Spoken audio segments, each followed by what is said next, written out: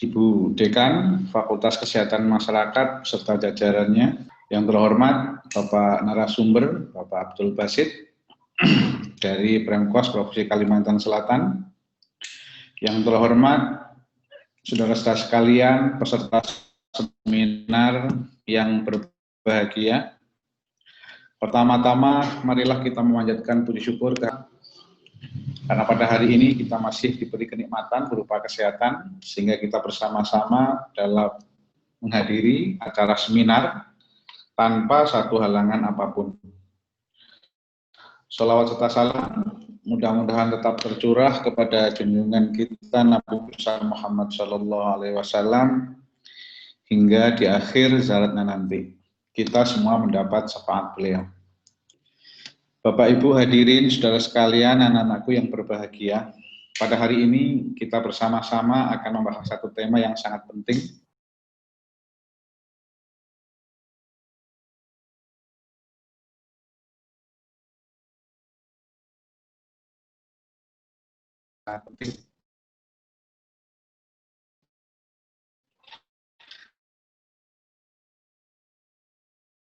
Dalam rangka bagaimana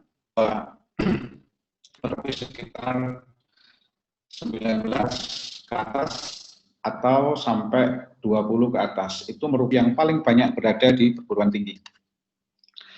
Nah, hampir 80% ya. Jadi mahasiswa atau umur produktif tersebut itu berada di perguruan tinggi. Oleh sebab itu selayaknya lah sebagai Universitas Islam Kalimantan Muhammad Arsyad Al-Banjari itu bisa menjadi agen bagaimana ke depan sektor kesehatan ini menjadi pionir. Kenapa demikian? Karena kalau kita lihat kenyataan sekarang bahwa rata-rata anak usia kurang lebih sekitar 20 itu kecenderungannya adalah mager, ya, malas geran. Semuanya itu karena bisa diperoleh secara online, maka dia sendiri kadang-kadang tidak sadar bahwa dengan perilaku hidup seperti itu akan sangat kurang baik dalam rangka ke depan kesehatan mereka ke depan itu akan sangat berpengaruh. Akibatnya apa? Akibatnya tingkat obesitas itu semakin meningkat. Nah, itu tentu akan berpengaruh kepada apa? Kepada sektor kesehatan calon-calon generasi kita. Oleh sebab itu, karena hampir 80 itu adalah di dunia pendidikan, sudah selayaknya universitas itu sebagai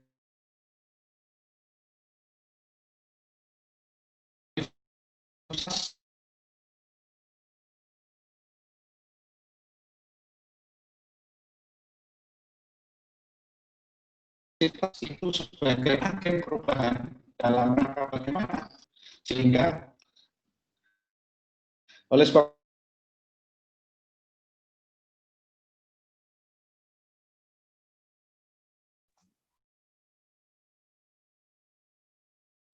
mensosialisasikan kesehatan masyarakat yang begitu baik. Oleh sebab itu, pada kesempatan ini sangat menyambut baik akan memberikan dampak yang langsung kepada perilaku kesehatan.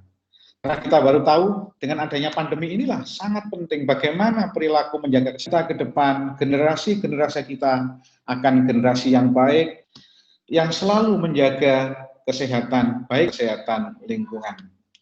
Bapak Ibu hadirin yang berbahagia, sekali lagi kami mengucapkan terima kasih kepada panitia, kepada semua yang terlibat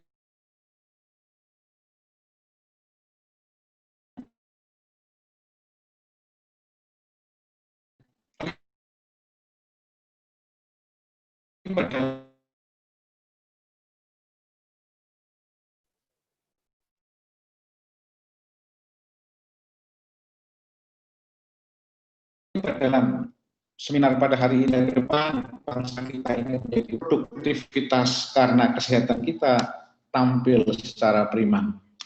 Barangkali itu yang dapat saya sampaikan. Suruh membuka dengan mengucap Bismillahirrahmanirrahim. Seminar Kampus Sehat pada hari ini secara resmi dibuka. Demikian, mohon maaf bila kurang berkenan. Assalamualaikum warahmatullahi wabarakatuh. Waalaikumsalam warahmatullahi wabarakatuh. Kami mengucapkan terima kasih kepada Bapak atas sambutannya. Langsung saja kita masuki acara yang keempat, yaitu doa. Kami mintakan dengan hormat kepada Bapak Ahmad Rijal, SKM MKes, untuk memimpin doa kita pada hari ini. Bismillahirrahmanirrahim. Assalamualaikum warahmatullahi wabarakatuh. Bapak Ibu peserta hadirin sekalian, marilah kita tundukkan kepala sejenak bermunajat kepada Allah Subhanahu wa taala. Semoga kita selalu diridhoi olehnya dan semua yang kita lakukan tercatat sebagai pahala. Marilah kita mulai dengan membacakan Ummul Quran surah Al-Fatihah.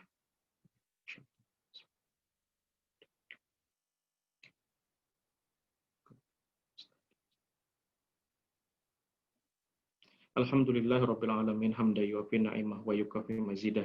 Ya Rabbana lakal hamdu kama yanbaghi li jalali wajhikal karim wa azimi sultani. Ya Allah ya Rahman ya Rahim, puji dan syukur kami panjatkan kehadirat-Mu atas segala nikmat dan karunia-Mu sehingga pagi ini kami bisa berkumpul. Ya Allah, jadikanlah acara ini sebagai majelis ilmu yang bermanfaat, sebagai pembangkit semangat bagi kami dan bermanfaat bagi kemajuan bangsa kami. Ya Allah yang Maha Mengetahui, tunjukkanlah kepada kami bahwa yang benar itu benar dan berikanlah kami kemampuan untuk menegakkannya. Serta tunjukkanlah kepada kami bahwa yang salah memang salah dan berikanlah kemampuan kepada kami untuk menghindarinya. Ya Allah ya Rahman ya Rahim, jangan Engkau bebani kami melainkan sesuai dengan kemampuan kami. Jangan hukum kami jika kami lupa atau bersalah dan lindungilah kami dari segala musibah. Ya Allah ya Muhaimin, kami berlindung kepadamu dari rasa sedih dan duka. Kami berlindung kepadamu dari rasa lemah dan malas. Dan kami berlindung kepadamu dari kesalahan yang terlanjur kami lakukan. Ya Allah ya yang Maha Rahman dan Rahim, tunjukkanlah jalan yang lurus, yaitu jalannya orang-orang yang telah Engkau berikan nikmat, jalannya orang-orang yang Engkau berikan petunjuk, bukan yang Engkau murkai, dan bukan pula jalannya orang-orang yang Engkau sesatkan. Ya Allah yang Maha Kuasa, tunjukkanlah bahwa yang benar itu nyata benarnya, lalu perkuatilah diri kami untuk mengikutinya, dan tunjukkanlah bahwa yang salah itu nyata salahnya, lalu perkuatilah diri kami untuk menolaknya.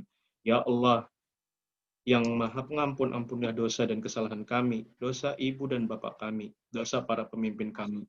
Kabulkanlah permohonan kami ini ya Allah. Allahumma arinal haqqa haqqa warzuqna tiba'ah wa arinal batila batila warzuqna jittinabah. Allahumma inna nas'aluka minal khairi kulli ajilihi wa ajilihi ma alimna minhu wa ma lam na'lam. Wa na'udzubika minasyarri kulli ajilihi wa ajilihi ma alimna minhu wa ma lam na'lam. Allahumma inna nas'aluka ilman nafi'a wa rizqan thayyiba wa amalan mutaqabbala. Rabbana zalamna anfusana wa illam taghfir lana wa tarhamna lanakunanna minal khasirin.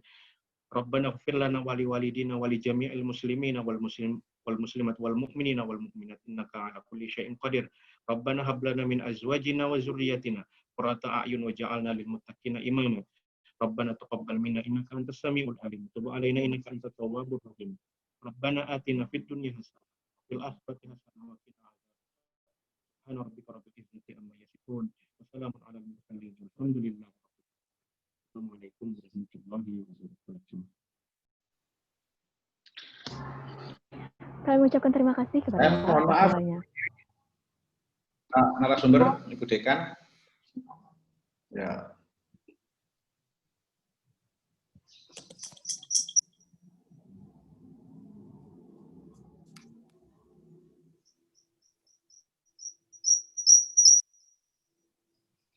Kita masuki acara yang ditunggu-tunggu, yaitu seminar kampanye Kampus Sehat, yang akan dimoderatori oleh Kak Gusti Ikrimah Akmalia dari kelas Kespro Gizi semester 5. Kepada Kak Gusti Ikrimah Akmalia, dipersilahkan.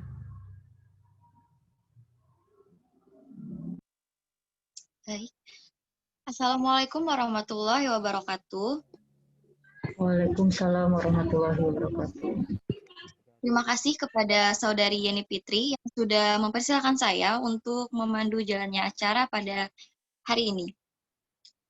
Saya ucapkan selamat bergabung kepada teman-teman semua yang mengikuti seminar Pusat Kajian Gender, Gizi dan Anak, Fakultas Kesehatan Masyarakat Universitas Islam Kalimantan Muhammad Arsyad Al-Banjari yang bertemakan kampanye kampus sehat. Semoga tidak mengurangi semangat teman-teman semua dalam mengikuti seminar Zoom ini sampai akhir.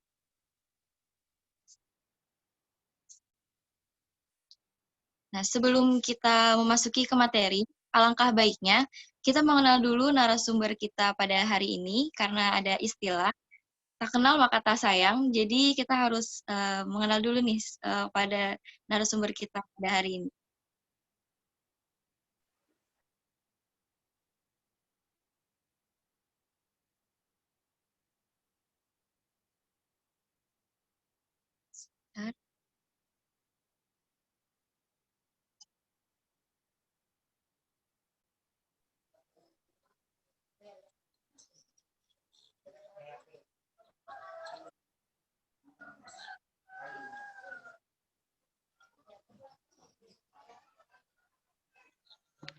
Langsung saja masuk. Baik. Nah,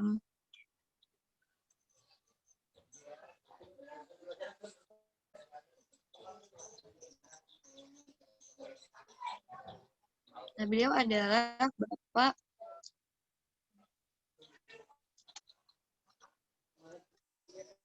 Bapak Abdul Basit Sarjana Gizi MPH, Kasih Promkes dari Pemberdayaan Masyarakat Dinas Kesehatan Provinsi Kalimantan Selatan. Nah, mungkin langsung saja yang sudah ditunggu-tunggu sama teman-teman di room Zoom, yaitu penyampaian materi yang bertemakan kampanye kampus sehat kepada Bapak Abdul Basit Sarjana Gizi MPH. Dipersilakan. Terima kasih. Assalamualaikum warahmatullahi wabarakatuh. Bisa kedengaran, Mbak? Waalaikumsalam warahmatullahi wabarakatuh. Bisa kedengaran? Kurang jelas, Pak Basit. Assalamualaikum warahmatullahi wabarakatuh. Waalaikumsalam warahmatullahi wabarakatuh. Terima kasih atas waktu yang diberikan kepada kami. Yang kami hormati Bapak Rektor Universitas Kalimantan Selatan, Universitas Islam Kalimantan, Profesor Abdul Malik. Yang kami hormati Ibu Ketua Dekan Fakultas Kesehatan Masyarakat Universitas Kalimantan, Universitas Islam Kalimantan. Yang kami hormati Ketua Pusat Kajian Gender, Gizi dan Anak Universitas Islam Kalimantan, dan juga para dosen dan juga para mahasiswa yang berbahagia.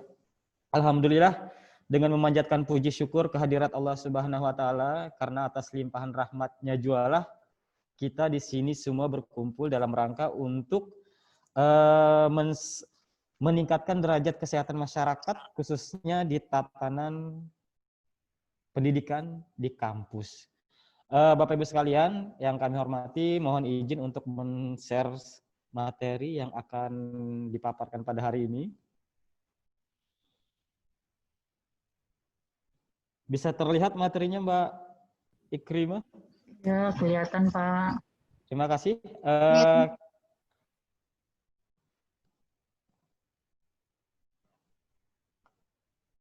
Yang akan kita bicarakan dalam kesempatan ini adalah tentang kampus sehat atau HPU, yaitu Health Promoting University. Kampus sehat ini merupakan sebagai implementasi gerakan masyarakat hidup sehat, khususnya di lingkungan perguruan tinggi. Sebenarnya sebelum ada kampus sehat ini, semua kampus bahkan di dunia pendidikan mengenal adanya istilah kesehatan di bidang pendidikannya masing-masing. Seperti di level TK, SD, SLTP, dan SMU kita mengenal adanya UKS. Bahkan ada sekolah sehat. Sampai sekarang itu sudah ada. Intinya prinsipnya hampir sama, cuma tatanan perbedaannya adalah di sasaran dan penggerakan-penggerakan yang ada di dalam pelaksanaan kesehatan di dalam tatanan tersebut. Nah, dalam kesempatan ini kita akan bicarakan tentang kampus sehat.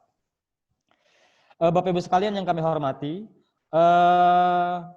kita bicara bonus demografi, kisaran di antara tahun 2020 sampai dengan 2030, yang puncaknya nanti adalah 2035, penduduk dengan usia produktif antara 15 sampai dengan 65 tahun mencapai 70%. Nah, ini harus kita sikapi dengan kewajaran apabila kita menyikapinya tidak memperhatikan strategi-strategi untuk peledakan penduduk ini. Khawatirnya nanti apa yang dikatakan, yang dikhawatirkan oleh Bapak Profesor tadi seperti usia produktif, kita mengetahui bahwa mahasiswa kita ini adalah usia produktif yang nantinya kalau tidak kita sikapi dengan strategi yang gitu, itu akan menjadikan masalah di kemudian hari. Contohnya tadi, kita di masa pandemi ini, walaupun sebelum di masa pandemi, masalah major, malas gerak, aktivitas fisik juga menjadi isu utama dalam perubahan pergeseran epidemiologi penyakit yang ada di Indonesia. Nah, untuk itu kita perkenalkan istilah sehat, baik dimanapun, khususnya di kampus sehat, untuk diterapkan oleh semua penghuni di dalam kampus tersebut. Nah, jadi apa yang harus kita lakukan untuk kampus sehat ini? Yang pertama adalah komitmen dulu, komitmen semua yang ada di dalam kampus tersebut, mulai dari mahasiswanya, dosennya, kemudian manajemennya, kemudian di lingkungan kampusnya juga harus komitmen dulu. Jadi kalau tidak ada komitmen, kampus sehat itu walaupun jalan, tetapi makna yang tersirat di dalam arti implementasi kampus sehat itu tidak ada artinya.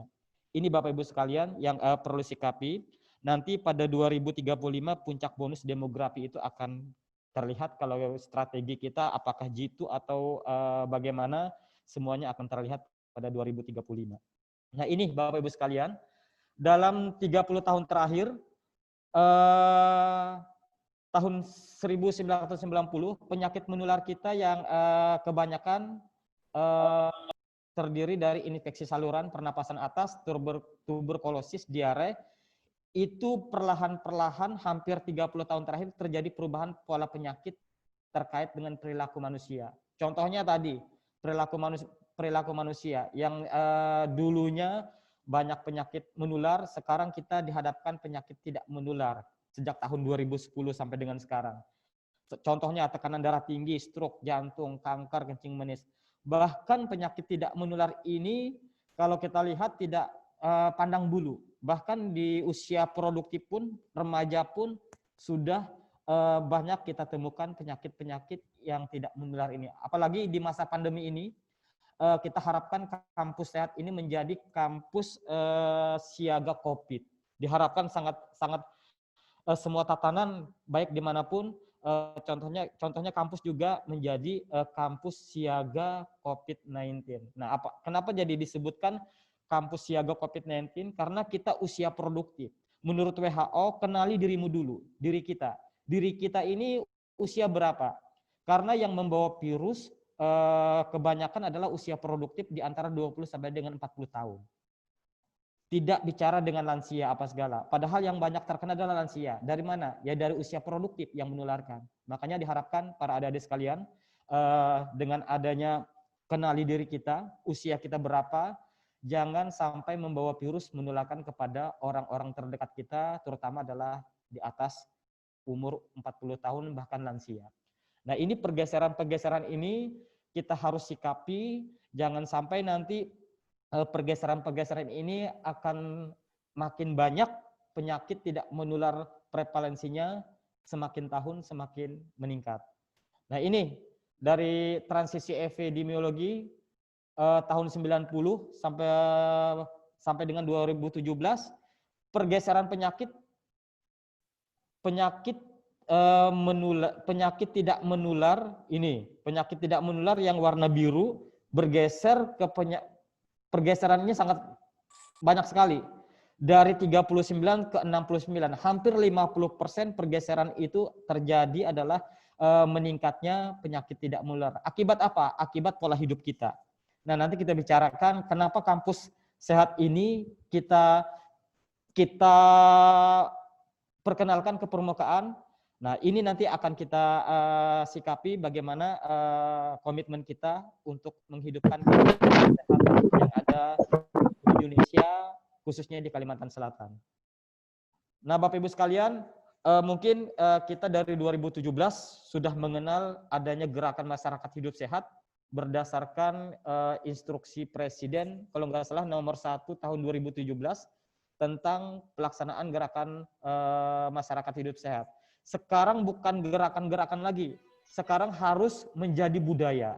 Menjadi budaya. Nah, kalau misalkan Germas ini menjadi budaya, bagaimana kita mengimplementasikan Germas tersebut? Salah satunya di tatanan pendidikan, di level pendidikan, memperkenalkan kampus sehat. Kalau kampus sehat ini sudah menjadi implementasi di masing-masing universitas, di masing-masing lembaga pendidikan, berarti Germas ini sudah sampai ke level-level tatanan sektoral. Intinya Germas berhasil bukan dilaksanakan oleh sektor kesehatan, tetapi dilaksanakan oleh di luar sektor kesehatan. Alhamdulillah dunia pendidikan sekarang ada kampus sehat. Nah, kampus sehat ini mungkin nanti cikal bakal menjadi salah satu adalah penilaian untuk akreditasi universitas. Nah, jadi gerakan masyarakat hidup sehat ini nanti intinya akan membudaya di kampus sehat. Karena apa? Karena peran dari semua yang berkomitmen dalam membangun kampus sehat ini adalah sangat diharapkan. Peran lintas sektor, pelibatan lintas sektor itu sendiri, dan seluruh aktor pembangunan yang ada di kampus itu. Nah, apa saja sih gerakan masyarakat hidup sehat yang nantinya bisa kita tuangkan, bisa kita implementasikan di dalam kampus sehat? Yang pertama adalah melakukan aktivitas fisik secara rutin setiap hari.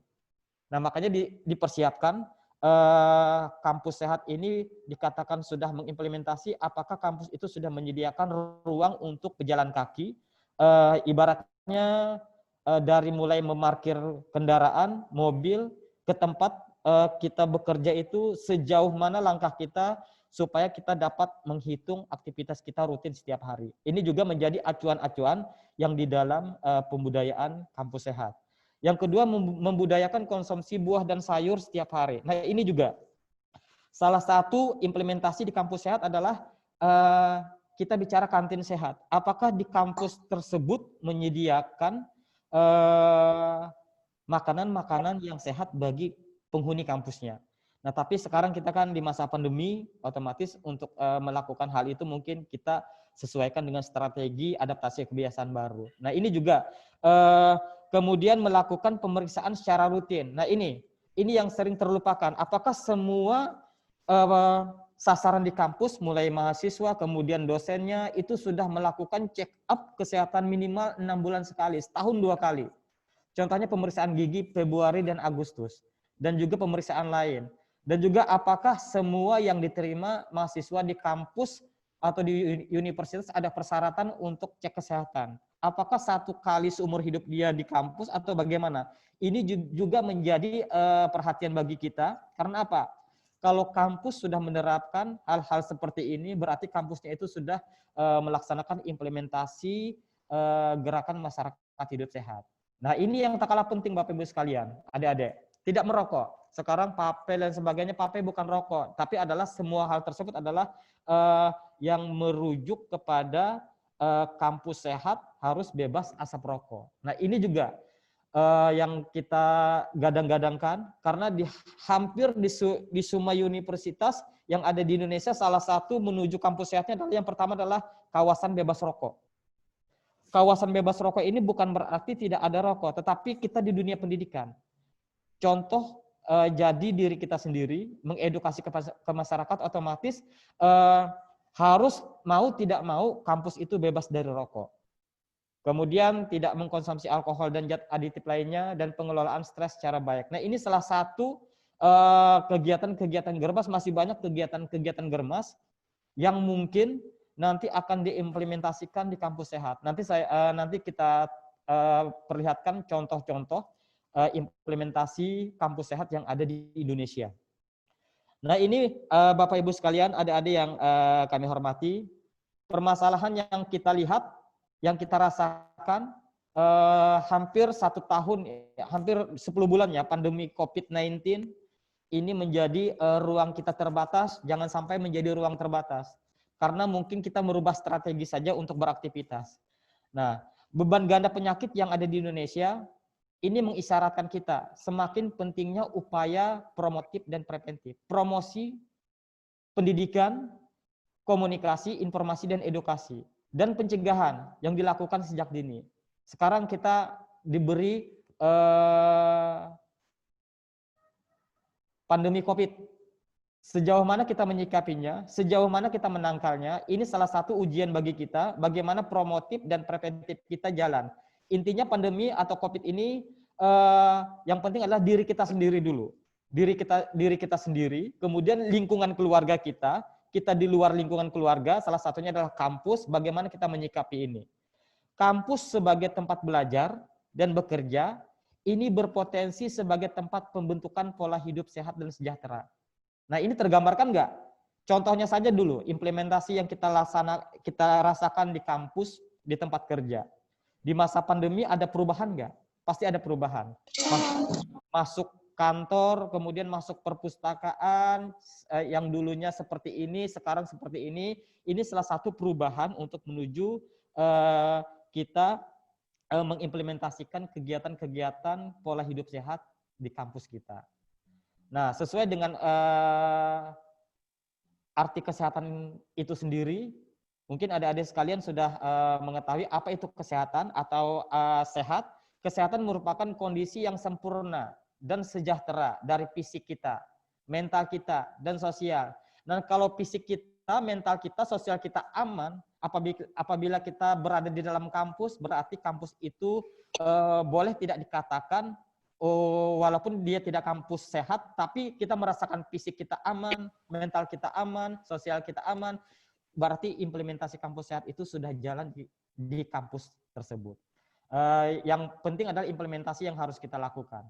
Yang tidak hanya terbatas dari sakit dan penyakit, dan memungkinkan setiap individu untuk produktif secara ekonomi dan sosial. Kalau misalkan kita berproduktivitas yang tinggi, berarti kita sudah bisa dikatakan sehat. Nah, ini yang diharapkan dari kampus sehat. Yang pertama tadi komitmen dulu, komitmen. Jangan sampai kita ada egosentris di dalam bidang-bidang tersendiri di dalam kampus untuk mensukseskan kampus sehat ini. Bagaimana kita masuk ke kampus harus ada aturan. Bagaimana kita keluar kampus harus ada aturan. Karena apa? Karena kita tidak boleh egois di luar kampus kita. Contohnya, contohnya kita gambarkan di sekolah sehat, di TK, SD, SLTP, SLTA. Di situ kan di luar sekolah tersebut banyak jajanan yang tidak sehat. Nah, ini kita harus peka. Sejauh mana kita membina di luar lingkungan kampus kita. Sejauh mana kita membina di luar sekolah kita. Nah, ini juga menjadi perhatian yang perlu diperhatikan oleh manajerial di dalam kampus itu tersendiri. Tapi intinya adalah pelaksananya, implementasinya siapa? Kita semua, termasuk mahasiswa yang di dalam kampus tersebut. Contohnya saja, berani nggak kampus misalkan dia masuk ke universitas, persyaratannya adalah khusus untuk laki-laki harus menyatakan bebas dari rokok. Nah, itu masih, kalau itu ada berarti komitmen yang tegas sangat tinggi sekali kampus, itu berarti sangat bagus sekali untuk penerapan kampus sehat ini. Tapi itu kewenangan kampus sendiri, nanti kebijakan-kebijakan yang akan kita bicarakan. Untuk perempuan apa? Untuk perempuan ini terkait dengan gender juga, gizi dan anak. Karena yang dikatakan anak ini menurut Undang-Undang Kesehatan Anak adalah 0 sampai dengan 18 tahun. Untuk perempuan di lingkungan kampus, toilet antara laki-laki dan perempuan harus beda. Di dalam toilet tersebut harus disediakan adalah ibaratnya adalah alat-alat untuk keperluan wanita. Contohnya apa? Pembalut dan lain sebagainya itu harus tersedia. Nah, ini sudah kita praktekkan di bidang sekolah sehat. Jadi kampus ini harus menyiapkan hal tersebut agar kenyamanan sesuai dengan arti sehat tadi, mental, fisik, dan sosial penghuni di kampus itu menjadi nyaman. Nah, ini adik-adik sekalian yang perlu kita cermati. Nah, kita bicara HPU. HPU ini adalah salah satunya, HPU ini ya kampus sehat. Ini akan menjadi acuan bagi perguruan tinggi yang ada di Indonesia. Soal bagaimana menjadi acuan perguruan tinggi di Indonesia, scoringnya bagaimana, itu nanti kita bicarakan mungkin di lain waktu. antara manajemen dan juga penanggung jawab kebijakan-kebijakan implementasi kampus sehat ini. Selain itu, hasil dari kegiatan kampus sehat ini menjadi bahan advokasi kebijakan agar Health Promoting University atau istilahnya adalah kampus sehat menjadi salah satu indikator akreditasi perguruan tinggi. Jadi semua sekarang ini perguruan tinggi ingin sekali kampusnya itu menjadi sehat. Tapi dengan menjadi sehat ini harus ada indikator-indikator yang harus dijalankan, indikator-indikator yang harus diperjuangkan.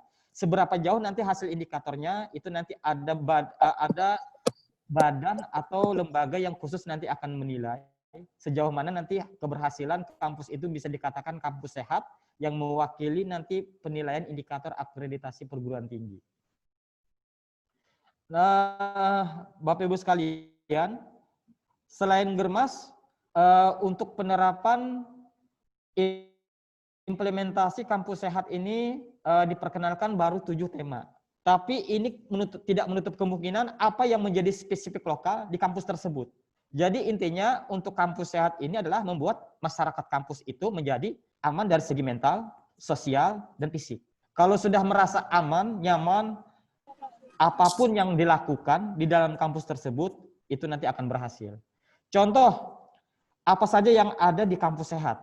Yang pertama, literasi kesehatan. Literasi kesehatan ini adalah semua penghuni kampus harus mengetahui apa itu kampus sehat.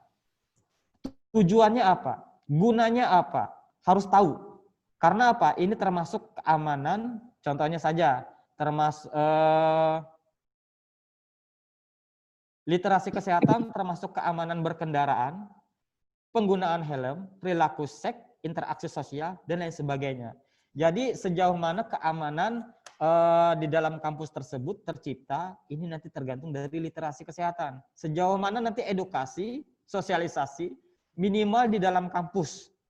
Di dalam kampus untuk semua orang yang terlibat di dalam kampus sehat ini, ibaratnya terpapar apa itu kampus sehat. Yang kedua, aktivitas fisik. Nah, aktivitas fisik salah satu implementasinya adalah jarak antara parkir dengan menuju tempat kita belajar, menuju tempat kita bekerja, minimal berapa langkah. Nah, kalau misalkan kita sudah menghitung berapa langkah, menjadi acuan kebijakan oleh rektor nanti diterbitkan dengan kebijakan-kebijakan, ini juga menjadi implementasi yang diharapkan. Salah satunya nanti agar penghuni kampus tidak major. Kemudian pola makan sehat, ada kantin sehat. Nah, juga ini kantin sehat ini siapa nanti yang berperan di dalamnya. Nah, ini tergantung dan nanti kebijakan-kebijakan yang dilaksanakan di dalam kampus itu sendiri. Kesehatan mental juga. Jadi tidak ada bullying, tidak ada misalkan orang yang dirasakan ibaratnya adalah terpinggirkan karena ada yang dominan di dalam kampus.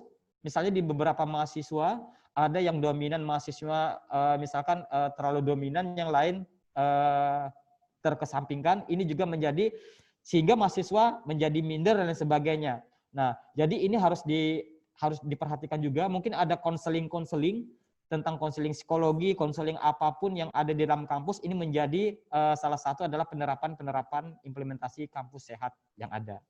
Area bebas dari narkoba wajib di dunia pendidikan, tembakau dan alkohol. Kemudian area bebas dari kekerasan, perundungan, dan pelecehan seksual. Pembentukan lingkungan hidup sehat, aman, dan ramah disabilitas. Jadi kita memperhatikan semua yang membutuhkan kenyamanan di dalam kampus tersebut. Contohnya di lingkungan adalah Go Green. Jadi semua kampus semua menuju ke kampus hijau. Nah, ini yang diharapkan penerapan kampus sehat yang ada di dalam kampus itu sendiri. Jadi intinya sekali lagi kita harus komitmen dulu, komitmen bagi diri kita sendiri untuk menerapkan kampus sehat, kampus kita ini menjadi kampus sehat. Mengapa universitas? Ya, sejarahnya kenapa? Nah, sebenarnya apa yang kita lakukan, misalkan yang sudah kita laksanakan adalah sekolah sehat. Sekolah sehat ini hampir tahun 70-an, 80-an itu sudah ada usaha kesehatan sekolah. Nah, berlanjut di universitas.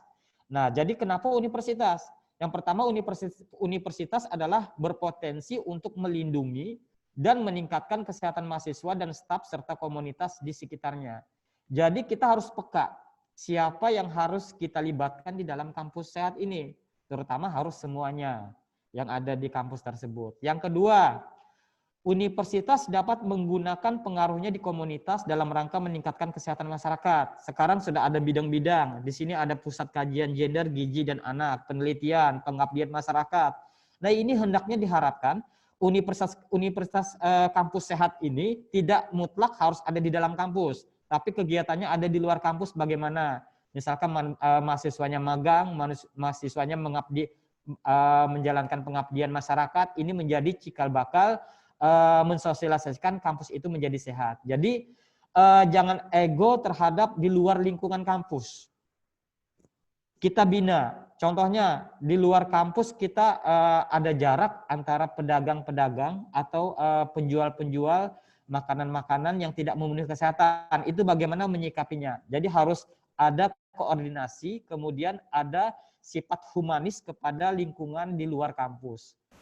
Yang ketiga, universitas merupakan institusi di mana banyak orang menghabiskan banyak waktu mereka belajar, bekerja, sosialisasi. Jadi sehat harus mutlak ada di sana. Memberi kenyamanan kepada semua yang ada di kampus tersebut. Universitas memiliki mahasiswa yang akan menjadi tenaga profesional, pembuat kebijakan yang dapat mempengaruhi kesehatan masyarakat.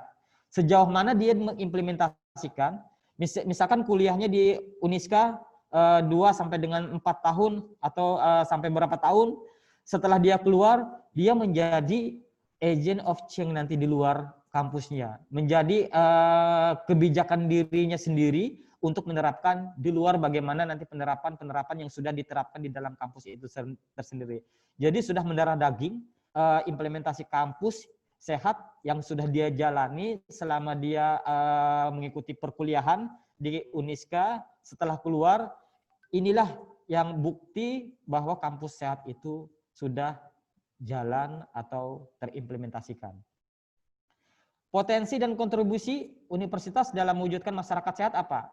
Nah, ini berbicara sumbangsih kita kepada masyarakat dikaitkan dengan kampus sehat apa? Yang pertama adalah apabila kita sudah menjalankan kampus sehat, sudah menjadi kebiasaan kita sendiri, bahkan alhamdulillah di masa pandemi ini adaptasi kebiasaan baru itu bisa dikatakan juga sudah menjadi kebiasaan-kebiasaan kita.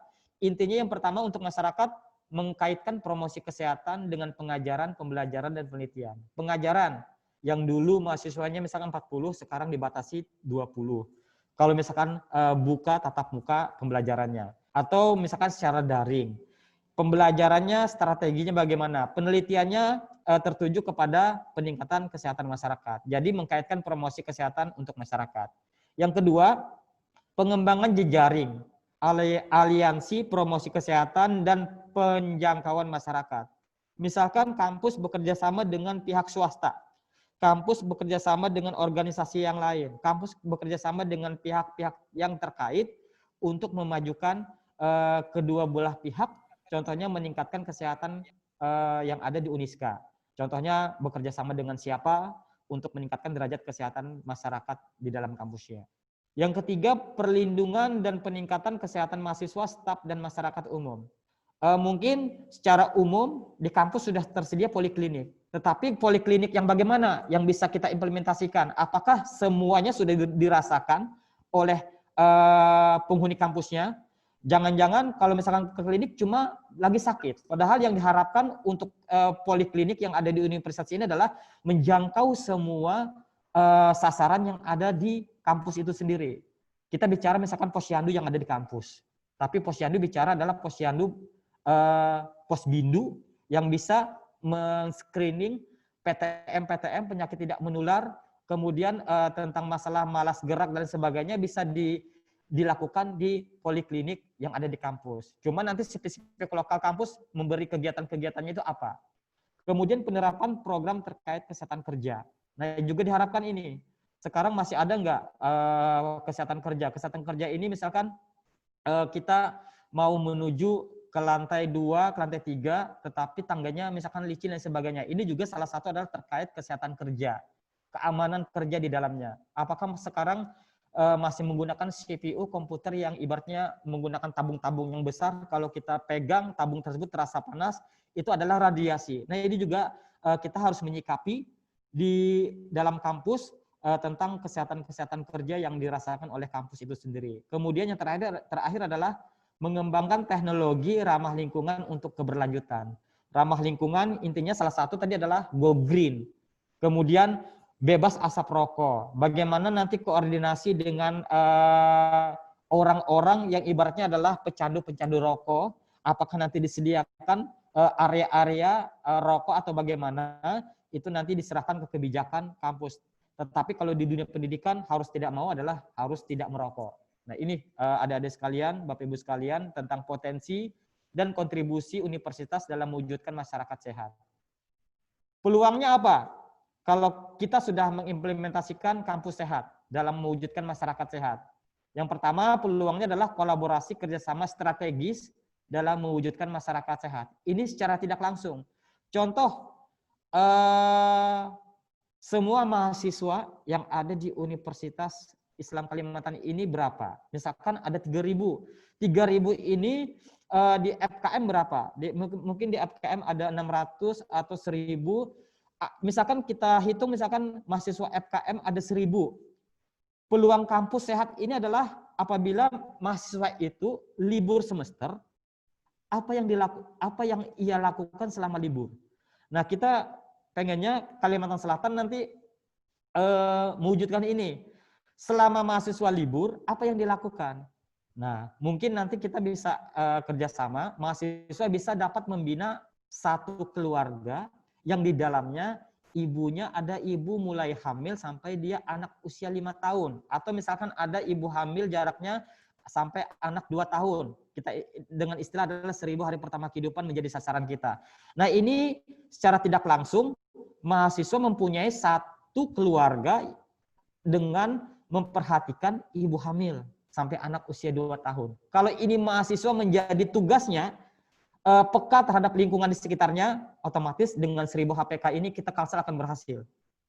Intinya setelah nanti mahasiswa lulus, mahasiswa nanti melaporkan, oh sudah mengadvokasi, sudah mengedukasi kepada ibu hamil dengan memperlihatkan ini buku kesehatan ibu dan anak yang warna pink itu menjadi acuan-acuan di dalamnya. Kemudian peluang yang lain apa? Melibatkan staf, dosen, dan mahasiswa sebagai agen perubahan di keluarga dan komunitas. Tadi apa yang dikatakan oleh Profesor Pak Abdul Malik, jangan sampai kita malas gerak. Sekarang pandemi kita belajar lewat daring dan sebagainya. Intinya tetap lakukan kegiatan-kegiatan kita sebelum masa pandemi. Di masa pandemi ini cuma kita merubah strategi kita. Yang lain, peluang yang lain adalah transisi penting yang memberikan dampak pada masyarakat apa? Contohnya tadi, kebanyakan di pinggir jalan, di sekitar kampus, banyak penjual pentol dan sebagainya. Nah, itu kita mendekatinya bagaimana? Sebenarnya pentol dan sebagainya itu adalah makanan-makanan yang bisa dikatakan sehat apabila sesuai prosedur pengolahan, sesuai prosedur pembinaan yang kita lakukan sesuai dengan segi kesehatan, berarti itu memiliki nilai kesehatan yang sangat tinggi kalau kita melakukan hal-hal seperti itu. Nah, ini adik-adik, Bapak Ibu sekalian, peluang-peluang kampus sehat apabila kita implementasikan. Nah, ini mungkin implementasi kerangka kampus sehat yang intinya di sini, adik-adik sekalian, Bapak Ibu sekalian. Yang pertama adalah komitmen dulu. Komitmen, penting komitmen dulu. Tidak ada egosentris antara satu orang dengan orang lain, bidang satu dengan bidang yang lain. Yang pertama, kebijakan yang dilakukan oleh kampus bagaimana? Sistemnya bagaimana? Sarana prasarananya bagaimana? Harus siap. Walaupun secara lambat laun, secara bertahap bisa dilaksanakan. Kebijakan kampus sehat bagaimana? Bangunannya bagaimana? Lingkungannya bagaimana? Bersih, aman, hijau. Layanan promosinya bagaimana? Kita misalkan kita dosen, mahasiswa, keluar rumah, memasuki gerbang kampus, mulai memasuki gerbang kampus ini kita sudah menerapkan yang namanya promosi kesehatan. Bagaimana kita disambut oleh kampus senyum kepada kita, bagaimana secara harfiah kampus itu tersenyum kepada kita, bagaimana itu dituangkan di dalam kegiatan implementasi kampus sehat. Kalau misalkan kampusnya tersenyum kepada kita, berarti kita sudah nyaman menuju kampus. Nah, ini yang diharapkan promosi-promosi yang ada di dalam kampus. Kesempatan yang sama untuk pengembangan potensi. Nah, ini terkait dengan gender, semua boleh berimplementasi, berperan di dalam kampus sehat ini. Jadi kemudian kurikulum dan ko-kurikulum promosi kesehatan harus jelas di dalam kampus sehat. Peningkatan kapasitas mengenai promosi kesehatan bagaimana? Jangan sampai cuma di masa pandemi ini. Setelah pandemi nanti bagaimana? Apakah sustainable atau bagaimana? Nah, ini diharapkan peningkatan kapasitas mengenai promosi kesehatan. Penelitian terkait promosi kesehatan bagaimana? Praktek sukarelawan dalam kampus untuk promosi kesehatan bagaimana? Dukungan dana untuk program kampus sehat bagaimana? Ini yang harus ada kebijakan, sistem, dan sarana prasarana dulu. Nah, setelah ini ada, baru kita aksi dan kesadaran kita. Aksi dan kesadaran kita ini walaupun kita tidak memperhatikan kebijakan, sistem, sarana, prasarana, tapi harus kita seimbangkan dengan kebijakan, sistem, sarana, dan prasarana untuk memulai aksi dan kesadaran kita. Contohnya adalah zero toleransi. Harus tidak tahu, harus tidak mau, harus zero toleransi tentang merokok, konsumsi alkohol, penyalahgunaan obat terlarang, judi, kekerasan, pelarangan keselamatan di jalan, penggunaan helm saat berkendara. Area promosi kesehatannya bagaimana? Health literasi, literasi kesehatan tadi, kesejahteraan dan kesehatan mental, menyediakan supaya orang tidak dibullying. Kemudian perilaku makan sehat dan gizi seimbang. Bagaimana ketersediaan kampus menyediakan makanan sehat kepada penghuni kampusnya. Perilaku seksual yang aman dan penuaan yang sehat. Nah, ini memerlukan partisipasi aktif dari mahasiswa, staf dalam penerapan kampus sehat sehingga terjadi perubahan perilaku. Nah, perubahan perilaku memang susah. Yang pertama harus ada paksaan. Yang kedua harus ada reka engineering. Yang ketiga kesadaran orang itu sendiri. Jadi yang kita lakukan ketiga-tiganya harus benar. Paksaan harus ada. Ada kebijakan, ada sistem, sarana prasarana. Rekayasa engineering harus ada. Yaitu parkir harus jauh dari tempat kita bekerja supaya kita bisa melangkah. Kemudian kesadaran orang sendiri tergantung dari orangnya sendiri. Jadi intinya kampus sehat ini adalah bersifat humanis kepada siapa saja yang di dalam kampus itu sendiri. Untuk perubahan perilaku, mewujudkan kampus sehat, bagaimana? Kesadaran kita, komitmen kita, harus ada perubahan. Dimulai dari siapa? Semua yang ada di dalam kampus, dosen dan tenaga kependidikan memiliki tingkat kesehatan yang bagus. Kalau misalkan dosennya, pengajarnya, dalam seminggu pasti ada yang sakit, kemudian mahasiswanya seumur hidup di dalam kampus cuma dalam penerimaan mahasiswa baru harus memperlihatkan surat sehat. Setelah itu, setelah lulus tidak ada lagi evaluasi atau melihat mahasiswanya itu dalam kesehatannya. Nah, ini juga menjadi salah satu perhatian bagi kita. Kemudian untuk menuju kampus sehat, hal-hal inilah yang harus kita lakukan. Nah, ini kampus sehat dan masyarakat sehat. Yang penting adalah mahasiswa itu harus hebat dari segi sehatnya, aman, kemudian dari segi fisiknya, kemudian merasa nyaman dari segi sosialnya, sehingga masyarakat yang membuat masyarakat lebih positif.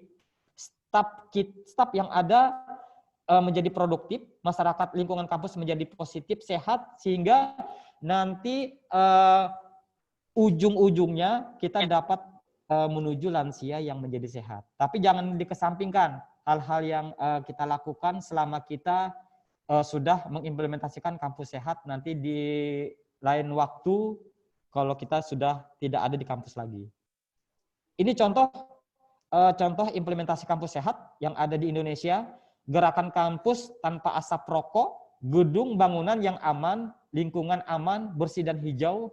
Ini adalah sistem dan infrastruktur, kampus go green, kemudian sistem dan infrastrukturnya ada layanan promosi kesehatan, konseling, konsultasi, dan juga ada pengabdian masyarakat yang dilakukan oleh mahasiswa dan juga pembina-pembina kampus. Kemudian yang dilaksanakan PSD ada sistem dan infrastruktur juga memperhatikan disabilitas, kemudian menyediakan kurikulum dan kurikulum promosi kesehatan. Misalkan ada blok kesehatan olahraga, ada blok kesehatan masyarakat, ada blok 1000 hari pertama kehidupan, ada blok reproduksi dan lain sebagainya. Kemudian ada zero toleransi, no smoking, no alkohol, no drug, no gambling, dan no violence, bullying dan lain sebagainya.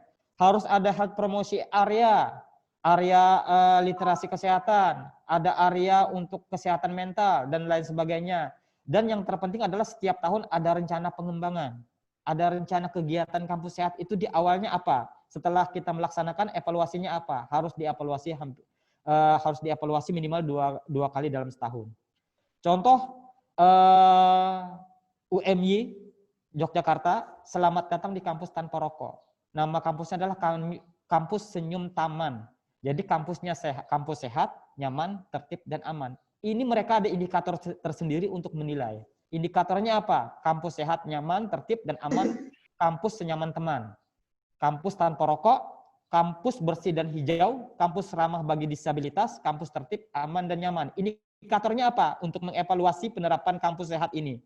Ini contohnya, ada 8 indikator kampus senyaman teman.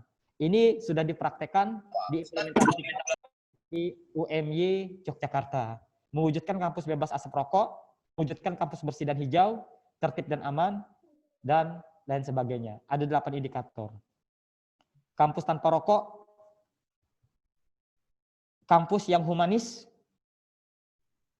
Makanya bagaimana sih kita datang ke kampus, kampus itu tersenyum pada kita. Walaupun secara fisik bukan benda hidup ya, tetapi kampus itu tersenyum kepada kita bagaimana? Nah, kita sendiri yang harus mengimplementasikannya.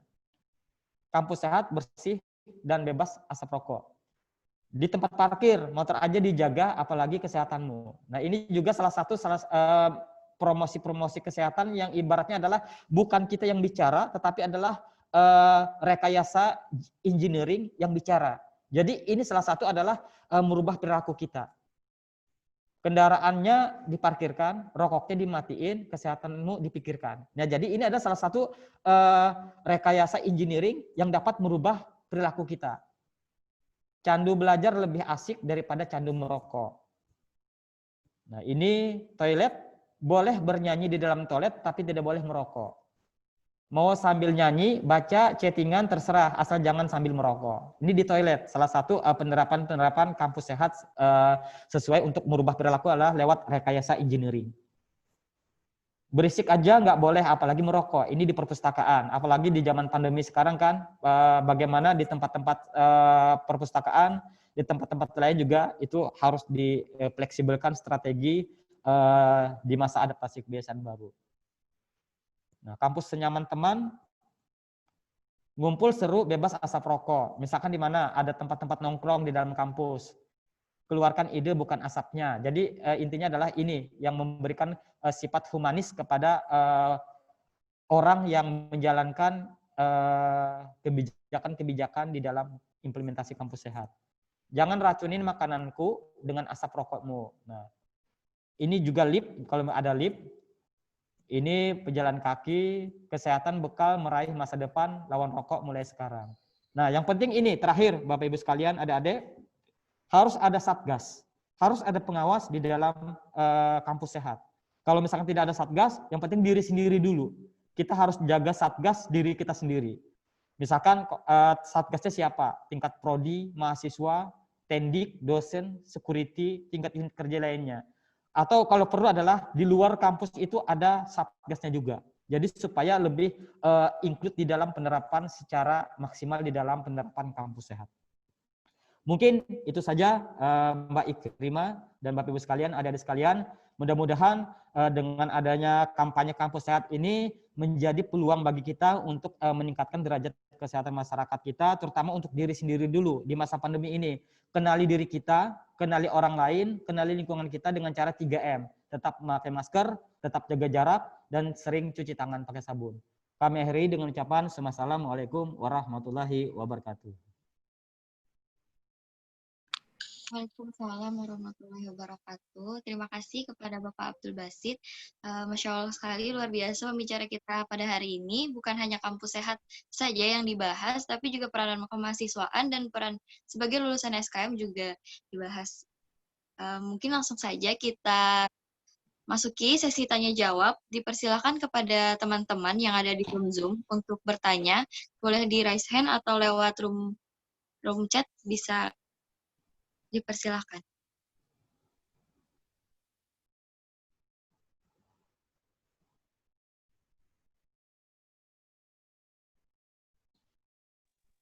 Nah, ini Pak ada satu pertanyaan dari Ibu Neti. Selama ini kita mengenal PHBS sekolah atau kampus. Apakah program HPU ini mengganti PHBS? Baik, saya jawab langsung ya. Sebenarnya tidak mengganti PHBS. PHBS ini awalnya kalau nggak salah hampir beberapa tahun ya, PHBS ini sebenarnya adalah perilaku hidup bersih dan sehat. Semua apa yang kita lakukan untuk menuju ke kesehatan ya namanya PHBS. Sebenarnya PHBS ini ada di beberapa tatanan. Salah satunya adalah tatanan di rumah tangga. Itu ada beberapa indikator. Kemudian ada PHBS di tatanan pendidikan di sekolah. Makanya ada kita perkenalkan UKS, usaha kesehatan sekolah. Nah, sekarang kita ada kampus sehat. Harus mau tidak mau PHBS harus masuk di dalam kampus sehat. Kemudian ada tatanan PHBS di tempat-tempat umum, terminal, kemudian di mall dan sebagainya. Ada tatanan PHBS di tempat peribadatan, tatanan PHBS di tempat kerja, di kesehatan ada. Jadi bukan pengganti HPU, tetapi adalah implementasi dari HPU ini adalah, kampus sehat ini adalah terlaksananya PHBS mendarah daging di dalam penghuni kampus itu sendiri. Jadi PHBS ini adalah secuil atau bagian dari hal-hal yang harus dipraktekkan di dalam kampus sehat. Contohnya, di PHBS itu adalah ada ASI eksklusif misalkan. Kok kenapa ada ASI eksklusif di dalam kampus? Mahasiswanya kan nggak ada yang menikah dan sebagainya. Ada, misalkan ada dosennya perempuan, sedang hamil, sudah melahirkan di usia 0 sampai dengan 6 bulan. Nah, terimplementasikan ibu menyusui ini, makanya kampus harus menyediakan sarana tempat untuk misalkan ada namanya adalah konseling ASI atau tempat untuk di dalamnya itu ada kulkas, kemudian ada tempat yang nyaman untuk ibu memerah susunya. Karena apa? Karena ini adalah hak untuk si bayi yang mempunyai, misalkan dosen yang mempunyai bayi 0 sampai 6 bulan harus disusui. Ini salah satu penerapan PHBS. Jadi bukan mengalihkan PHBS menjadi HPU. Jadi intinya PHBS ini dijalankan di. Kenapa Sri Handriati? Ya. Mungkin itu Bu Neti. Jadi PHBS ini tetap jalan. Contohnya kita di kesehatan kemarin PHBS menjadi indikator. Sekarang indikatornya tidak ada lagi, tetapi tetap dijalankan PHBS itu di semua tatanan. Mungkin itu Mbak Ikrimah. Baik, terima kasih Pak. Dan ini ada pertanyaan selanjutnya dari Muhammad Yadin dari semester 5 AKK Banjarbaru, mau bertanya bagaimana protokol kesehatan yang diadakan setelah nanti di awal tahun secara tatap muka atau offline lagi kuliahnya di kampus, apakah harus pakai masker di dalam kelas? Baik, terima kasih. Ini mungkin ada kaitannya dengan vaksin nanti. Vaksin untuk semua, gratis, tidak ada mandiri. Itu pernyataan Presiden Soeharto. Walaupun jawaban saya melenceng dari pertanyaannya, nanti kita sudah ada vaksin, apakah adaptasi kebiasaan baru nanti masih dijalankan atau stop? Masih tetap dilakukan. Ini bukti kita menerapkan perilaku hidup bersih dan sehat, menerapkan perilaku sehat kita. Karena apa? Sekarang COVID-19 ini tidak ada obatnya. Obatnya itu cuma protokol kesehatan, 3M. Kan kita sudah divaksin. Ya, sudah divaksin. Tapi kita tetap harus menjalankan adaptasi kebiasaan baru. Kecuali nanti jaga jarak dan sebagainya, kita menunggu kebijakan-kebijakan yang kita berpijak pada WHO nanti dan Kementerian Kesehatan. Nah, untuk itu protokol-protokol kesehatan harus tetap dilaksanakan. Karena COVID ini, makanya kenali dirimu, kita sudah kenal diri kita, yang membawa virus kita, umur 20 sampai dengan 40. Kemudian kenali musuhmu, siapa? COVID. Musuh kita COVID sekarang. Yang bulan Desember ini sudah kita rayakan 1 tahun, ulang tahun COVID. Kita doakan, mudah-mudahan COVID itu tidak panjang umur. Nah ini, jadi tahu sudah 1 tahun COVID ini, itu musuh kita yang tidak ada, kalau kita secara kasat mata kita tidak bisa melihat. Cuma bagi orang yang merasakan, yang terpapar COVID sudah merasakan. Nah ini kita nanti nggak tahu apakah di awal tahun nanti pembelajaran sudah mulai secara langsung bagaimana. Yang pertama kita harus hak kesehatan kita dulu. Mungkin kita bisa milah hak sehat dulu atau hak belajar. Kalau kita bicara, yang penting kita sehat dulu. Belajar itu dimanapun, kapanpun bisa dilaksanakan. Nah ini menjadi pertimbangan juga, menjadi kebijakan-kebijakan petinggi-petinggi kita. Nanti kita menurutin apa yang diarahkan oleh pimpinan tertinggi kita. Intinya mereka tidak menjerumuskan kita. Intinya apa yang kita lakukan sesuai dengan kita anjuran, sesuai dengan protokol-protokol yang kita lakukan, itu harus kita laksanakan. Sampai sekarang, sebelum pandemi, orang-orang yang pakai masker ada. Mereka takut misalkan alergi debu dan sebagainya. Jadi itu, nah nanti setelah pandemi bagaimana? Kita lihat nanti. Kalau kita tetap melakukan, mudah-mudahan sebelum pandemi angka PHBS kita di bawah 10%. Memasuki pandemi, alhamdulillah sampai 90% lebih. Bahkan yang memakai masker 97%. Yang cuci tangan pakai sabun hampir 90% lebih. Yang awal-awal sebelum pandemi, kalau nggak salah 5% di bawah yang cuci tangan pakai sabun. Orang-orangnya saja yang cuci pakai sabun. Paling dia masuk toilet, keluar toilet, cuci tangan, habis beol. Setelah itu enggak. Sekarang kita dimanapun, kapanpun sering cuci tangan pakai sabun. Soal jaga jarak, nanti kita lihat nanti. Kan sekarang kebijakan-kebijakan tersebut nanti adalah fleksibel. Atau kita nanti berpijak kepada WHO. Mudah-mudahan nanti kalau misalkan pakai masker, ya pakai masker. Kemudian cuci tangan pakai sabun, teruskan cuci tangan pakai sabun. Soal jaga jarak, nah ini. Saya pribadi pun sangat susah kalau kita sering jaga jarak dan sebagainya.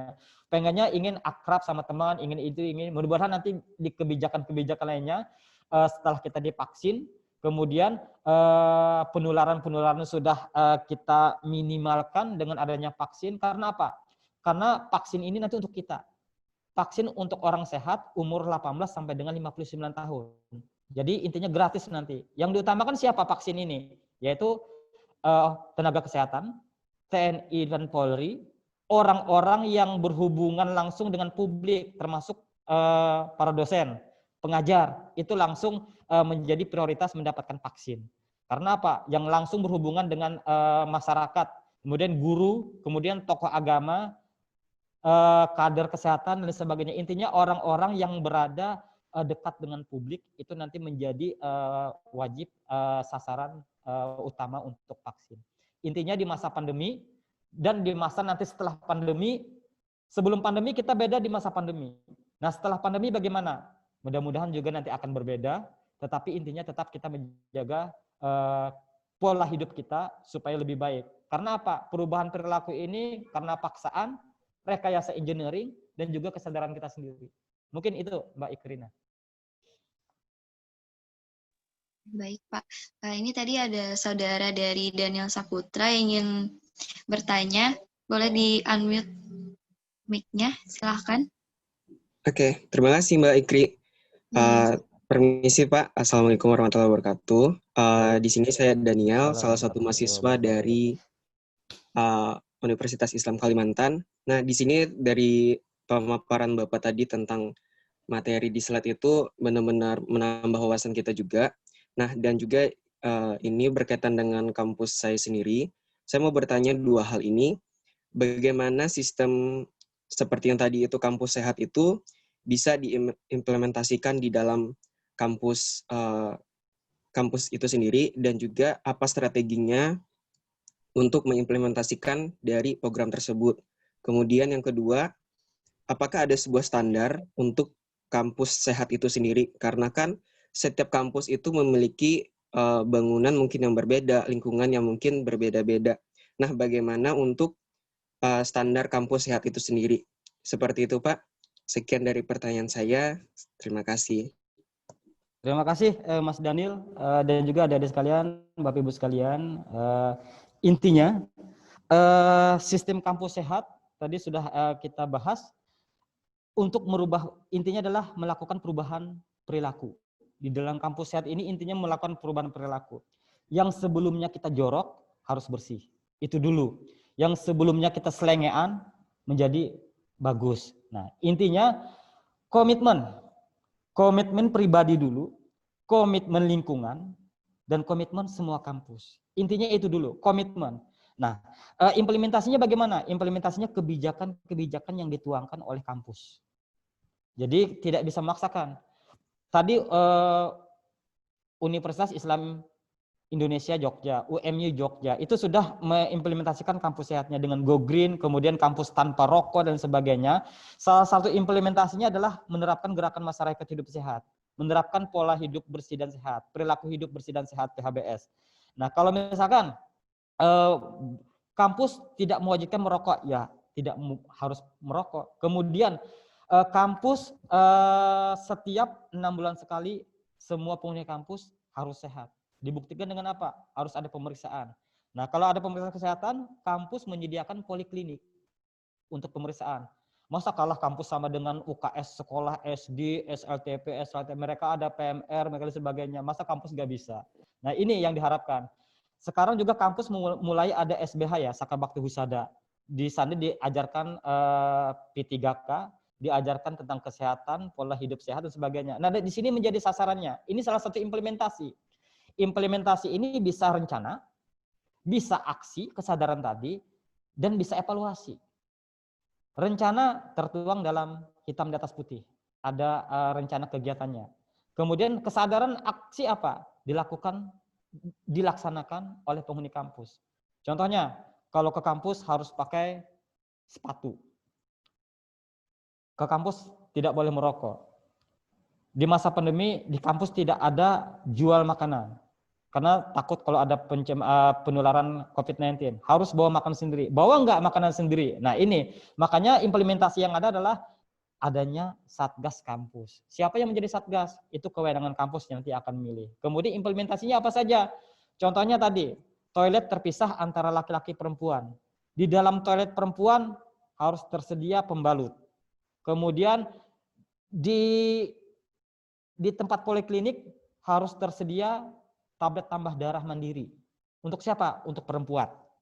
Minimal 1 minggu 1 biji. Perempuan harus minum tablet tambah darah. Itu kebijakan dari pemerintah. Kemudian untuk laki-laki ya tadi, kalau keluar kampus itu lain lagi. Tapi harus ada perhatian juga. Kita harus ada binaan di luar kampus. Strateginya bagaimana? Strateginya ada kebijakan, ada sistem, ada infrastruktur. Nah, tidak perlu mewah bangunan. Yang penting adalah penghuni kampus, Mas Daniel selaku penghuni kampus yang ada mengimplementasikan, Mas Daniel merasa nyaman dari segi fisik, dari segi sosial, dari segi mental. Semuanya nyaman. Kalau Mas Daniel sudah merasa nyaman, berarti implementasi kampus sehat itu sudah jalan. Nah ini tidak perlu bangunan yang mewah dan sebagainya, tetapi yang penting adalah prinsip dari kampus sehat itu adalah membuat masyarakat di kampus itu nyaman dari segi fisik, sosial, dan mental. Kemudian standarnya bagaimana? Standarnya mungkin nanti kita di lain waktu akan bicara cara penskoringan antara kampus itu berapa persen indikator-indikator terlaksana, tergantung, makanya indikator itu nanti ada HPU. Mungkin Bu Kori dan Bu Meme juga mungkin sudah mendapatkan info-info ini. Rujukan kita adalah UGM. UGM kita bekerja sama Kementerian Kesehatan dengan UGM, itu ada indikator-indikator berlevel Asia. Nah itu nanti akan kita lihat apakah ini nanti akan digodok lagi untuk menjadi acuan untuk akreditasi universitas atau kampus, kita lihat nanti. Kalau standar intinya contohnya tadi, kalau UMY standar mereka membuat kampus itu senyaman teman. Makanya tadi Bapak bicara, kalau kita ke kampus, kampus itu tersenyum kepada kita itu bagaimana? Membuat kampus itu bisa tersenyum. Secara fisik kampus itu kan benda mati. Tetapi kalau misalkan kita merasa nyaman disenyumi oleh kampus, berarti kita sudah mengimplementasikan kampus itu menjadi sehat. Mungkin itu Mas Daniel. Jadi standarnya itu tergantung dari standar-standar yang dijalankan di kampus itu sendiri. Makanya ada kebijakan, ada sistem, ada infrastruktur, ada kesadaran dan aksi dan evaluasi. Mungkin itu. Terima kasih.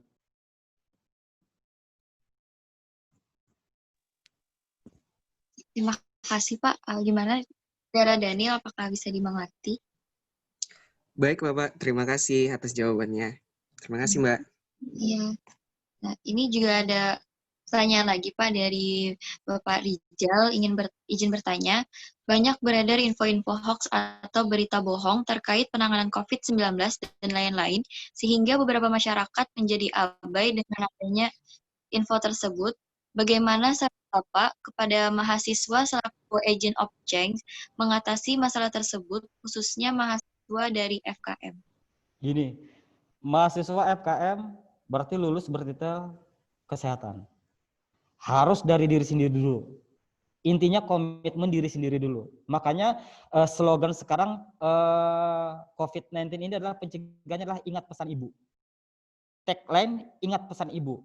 Apa saja sih ingat pesan ibu? Kalau ibu di rumah kita bicara, jangan. Suami ibu saja mungkin takut.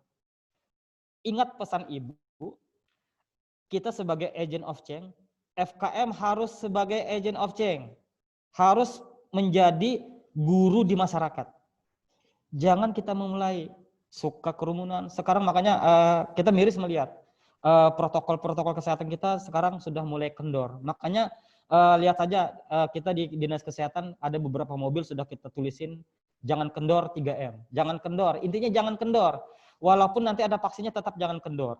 Tetap jangan kendor. Nah, ini bagaimana menangkal hoak. Alhamdulillah kita sudah kemarin ada pemeriksaan dari BPK. Kita jujur saja, kita belum sepenuhnya melaksanakan komunikasi risiko pemberdayaan masyarakat. Namanya KRPM. Nah, kalau KRPM ini dijalankan di kampus, kampus punya satgas, punya bidang penangkal hoak yang dijalankan oleh mahasiswanya, kami beri jempol. Kita di Kalimantan Selatan sumber yang terpercaya cuma satu, juru bicara. Itu kita yakini, juru bicara. Yang lainnya itu sebagai penyeimbang, sebagai kita. Jadi penangkal hoak ini di kampus nanti siapa nanti yang akan pengampunya. Kalau di kampus itu ada bidang KRPM, komunikasi risiko pemberdayaan masyarakat, penangkal COVID, anti COVID, siapa sih yang menjadi juru bicara di kampus? Misalkan di BEM, di FKM, siapa yang menjadi juru bicara yang bertanggung jawab dalam pencegahan COVID di lingkungan kampus, siapa? Nah itu, kalau ini jalan di kampus, berarti kampus itu menjalankan kampus siaga COVID. Nah, menangkal hoak bagaimana? Menangkal hoak yang pertama adalah jangan percaya terhadap informasi yang kebenarannya belum tentu benar. Kalau kita di Kalimantan Selatan, kita berbicara kepada yang sudah digaris besarkan, yang dibicarakan oleh juru bicara COVID, kemudian Ketua Gugus Tugas yang sekarang menjadi Ketua Satgas COVID-19, semuanya ada bidang-bidangnya. Kalau bidang-bidang itu bicara, misalkan kami di bidang perubahan perilaku, di bidang komunikasi, informasi, dan edukasi, kalau kita bicara, ya informasi ini yang kita bicara. Di luar itu, apalagi yang misalkan situs yang abal-abal, jangan dipercaya dulu. Contohnya, vaksin. Cina aja nggak pakai. Kita lihat, Cina sekarang sudah hampir bebas vaksin. Kemudian negara lain tidak membeli vaksin dari Cina. Kok Indonesia membeli vaksin dari Cina? Lihat dulu. Makanya kalau misalkan negara lain tidak memberi vaksin Sinovac, kita memberi vaksin Sinovac, kita lihat dulu. Kalau kita membeli, berarti izin edar dunia membolehkan itu. Makanya kita positive thinking kepada WHO aja sudah menggaris besarkan kita rujukan kita adalah penangkal hoax kita adalah WHO dan Kementerian Kesehatan. Di luar itu kita saring informasi-informasi. Nah, khusus saran kami untuk di level kampus membentuk satgas kampus peduli COVID. Apalagi kalau dijalankan oleh mahasiswa, misalkan masuk dalam muatan lokal pengabdian masyarakat terhadap pandemi COVID-nya bagaimana. Nah, ini sangat bagus lagi. Berarti sudah kalau kampus sudah jalan, kampus siaga COVID, berarti sudah mencerminkan kampus itu sudah menuju kampus sehat. Mungkin itu Mas Rizal dan Mbak Ikrana. Baik. Ini juga masih banyak pertanyaan dari teman-teman yang lainnya, Pak. Ini dari Yulia Anissa. Assalamualaikum warahmatullahi wabarakatuh. Saya Yulia Anissa, mahasiswi semester 5 peminatan AKK. Izin bertanya, apakah di setiap kampus memang harus ada seperti UKS seperti di sekolah? Kalau di kampus Uniska kan adanya klinik. Apakah ada standar khusus untuk kampus mempunyai klinik? Baik, alhamdulillah. TK, SD, SLTP, SLTA punya klinik. Bahkan tempatnya itu menjadi UKS, tempat sekretariat UKS usaha kesehatan sekolah. Masa kampus tidak bisa, levelnya lebih tinggi dari sekolah tersebut. Intinya harus ada klinik. Bahkan di beberapa kampus mereka mendirikan pos bindu kampus. Pos bindu ini adalah untuk men-screening penyakit yang PTM tadi. Jadi misalkan di kampus itu standarnya memang standar ya pelayanan kesehatan dasar. Nanti obat-obatnya itu memenuhi secara medis obat mana yang perlu, kemudian alat-alat kesehatan apa yang perlu itu ada standarnya juga. Tapi tidak diberlakukan di poliklinik itu adalah suatu tindakan medis. Intinya adalah untuk di kampus itu polikliniknya adalah sebagai pertolongan pertama pada kecelakaan P3K, kemudian makanya nanti tidak ada tindakan-tindakan medis, tetapi adalah untuk menjaga kesehatan kampus itu sendiri. Nah, standarnya hampir sama dengan UKS. Apa yang diperlukan, ya itu diperlukan. Contohnya, kita kan di kampus usia produktif. Ada yang usia produktif, kemudian 17 sampai dengan 40, bahkan lebih ada. Nah, otomatis ini rawan terhadap penyakit tidak menular. Bahkan penyakit tidak menular ini, kita pun sendiri di usia produktif sudah tidak pandang bulu lagi siapa yang terkena. Ada di usia remaja sudah terserang stroke dan sebagainya. Nah, untuk menangkal ini, screeningnya adalah di poliklinik kampus. Nanti jangan sebutkan namanya poliklinik kampus, apa sih namanya sesuai dengan spesifik yang ada di kampus yang ingin, yang penting adalah kalau nggak salah di kampus mana ada pos bindu. Kalau pos bindu di masyarakat adalah untuk usia produktif, beda dengan posyandu lansia. Kalau pos bindu ini adalah untuk pemeriksaan di pelayanan masyarakat adalah pos bindu, yaitu misalkan cek gula darah, cek hipertensi, kemudian cek kebugaran, kemudian cek kesehatannya bagaimana. Nah, itu pos bindu yang ada di masyarakat. Untuk pesertanya adalah orang-orang dewasa, beda dengan posyandu balita. Nah, poliklinik ini juga salah satu. Makanya tadi minimal di gerakan masyarakat hidup sehat itu adalah melakukan pemeriksaan diri kesehatan masing-masing. Kalau sudah diri kita, misalkan kita periksa gigi, yang dianjurkan kan setahun 2 kali. Masyarakat kita ngeyel. Makanya kebanyakan masyarakat kita di Kalimantan Selatan adalah giginya banyak bolong. Nah, ini yang diharapkan. Kemudian mengenai standar poliklinik itu tergantung dari kebutuhan yang ada. Jadi intinya poliklinik ini bisa menjadikan pelayanan untuk membantu sebelum ketindakan kesehatan yang lebih lanjut. Jadi harus ada juga nanti di klinik itu nanti siapa yang menjaganya. Kan kalau di sekolah itu ada PMR. Nah, itu adalah PMR. Kemudian di kampus nanti siapa? Nah, makanya nanti bisa direncanakan siapa nanti yang akan menjadi penanggung jawab poliklinik dan sebagainya. Apakah nanti ada sistem kontrak atau ada pegawai untuk medis yang menjaganya atau bagaimana, itu nanti kebijakan kampus. Kemudian intinya adalah semua penghuni kampus dapat merasakan pelayanan kesehatan. Jadi bukan dalam waktu sakit ke poliklinik kampus, tetapi di masa sehat pun boleh memanfaatkan poliklinik yang ada di kampus. Intinya kampus poliklinik itu adalah untuk membantu pelayanan-pelayanan, misalkan ada konseling, kemudian ada lain sebagainya, itu yang diharapkan untuk poliklinik yang ada di kampus. Mungkin itu, Mbak Ikrana. Baik, Pak.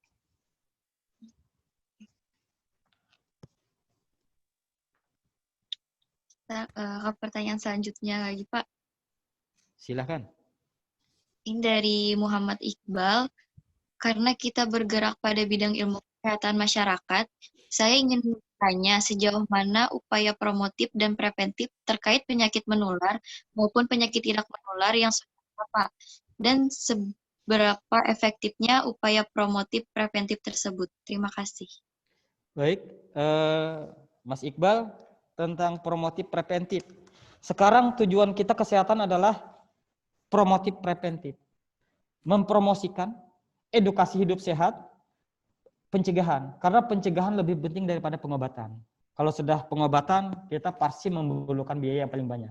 Intinya kita menghindari penyakit dulu. Menghindari penyakit dengan cara promosi, dan preventif. Nah, sesuai dengan kesehatan masyarakat, yang paling kita gaung-gaungkan adalah di masyarakat adalah promotif, preventif. Tidak ada nanti bubuhan kalian Kesmas pasti nanti pengobatan tidak ada. Paling nanti pengabdian masyarakat pengobatan gratis. Paling nanti bubuhan pian nanti menggandeng perawat, dokter yang menjadi pelaksananya. Tapi bubuhan pian adalah menjadi manajer yang ada di masyarakat. Yaitu bagaimana nanti pengelolaan promosi kesehatan yang ada di masyarakat. Kemudian bagaimana cara pencegahannya. Ya, cara pencegahannya dengan promosi kesehatan. Jadi untuk merubah perilaku kesehatan masyarakat ini tadi ada 3 kondisi. Kita harus ada tekanan, harus ada pemaksaan lewat kebijakan-kebijakan. Contohnya PSBB, apabila tidak melarang, apabila kita keluar rumah harus pakai masker. Kita takutan kalau dirazia mengeluarkan uang 100.000, rugi kan? Terpaksa pakai masker. Jadi perubahan yang tidak disadari karena paksaan itu. Tapi beruntung bagi kita karena kita sudah melaksanakan perubahan itu. Yang kedua, rekayasa engineering. Maksudnya adalah perubahan-perubahan perilaku di kesehatan masyarakat yang kita lakukan. Karena apa? Karena kita untuk melakukan penyuluhan, kemudian edukasi lewat mulut terbatas. Ini sekarang ada hampir 200 mahasiswa. Ada yang bisa ibaratnya ada yang senang, ada yang tidak, ada yang masuk pemikirannya, ada yang tidak, tergantung dari penerimaan. Tapi kalau kita sudah bosan, misalkan, tapi mudah-mudahan nggak bosan. Saya mudah-mudahan juga nggak bosan. Rekayasa engineering ini adalah berfungsi untuk membantu kita, membantu kami. Contohnya kami tidak melakukan penyuluhan, tapi kita menempel poster, menyebarkan leaflet, memasang baliho besar-besar, membuat buzzer lewat WA serempak, kemudian konten-konten media di WhatsApp, kemudian di Instagram. Itu adalah rekayasa engineering. Contohnya di Jalan Ayani ada bangku-bangku duduk santai yang bisa diduduki oleh 1, 2, 3 orang secara tidak ada jarak. Sekarang bisa dilihat apakah ada tanda kali atau tanda X itu menyatakan bahwa tidak boleh duduk di situ. Kemudian di sini kawasan tanpa rokok, ada gambar rokok yang tidak boleh merokok. Itu adalah salah satu adalah rekayasa engineering. Kemudian di kampus, masuk kampus yang dulunya kampusnya seram. Kampusnya misalkan seram, sekarang kampusnya sudah tersenyum sebagainya. Itu adalah rekayasa engineering. Jadi merubah situasi untuk merubah perilaku. Nah, sejauh mana efektifnya? Menilai keefektifan adalah tergantung. Kalau kita di dalam masyarakat kampusnya sudah melaksanakan, sudah ada rencananya, rencana kita implementasikan sesuai dengan aksi, kemudian evaluasi, kegiatan kita efektif. Perubahan perilakunya tergantung nanti dilihat apakah penghuni kampusnya setiap datang ke kampus sudah pakai masker. Setiap ke kampus, apakah di kampus itu sudah disediakan sarana CTPS? Apakah sebelum masuk ke kampus sudah melakukan CTPS? Kalau tidak, membawa hand sanitizer. Indikator yang efektif dan berhasil adalah kita menggunakan hand sanitizer. Kalau hand sanitizer kita tidak berguna, tidak ada, tetap sih itu aja, berarti kita indikator diri kita belum jalan. Tetapi kalau hand sanitizer kita tuh habis, berarti indikator kita sudah melaksanakan perubahan perilaku. Itu secara sederhana. Efektif tidaknya tergantung dari pelaksanaan kegiatan yang kita lakukan dari promosi dan pencegahan tersebut. Mungkin itu Mas Iqbal.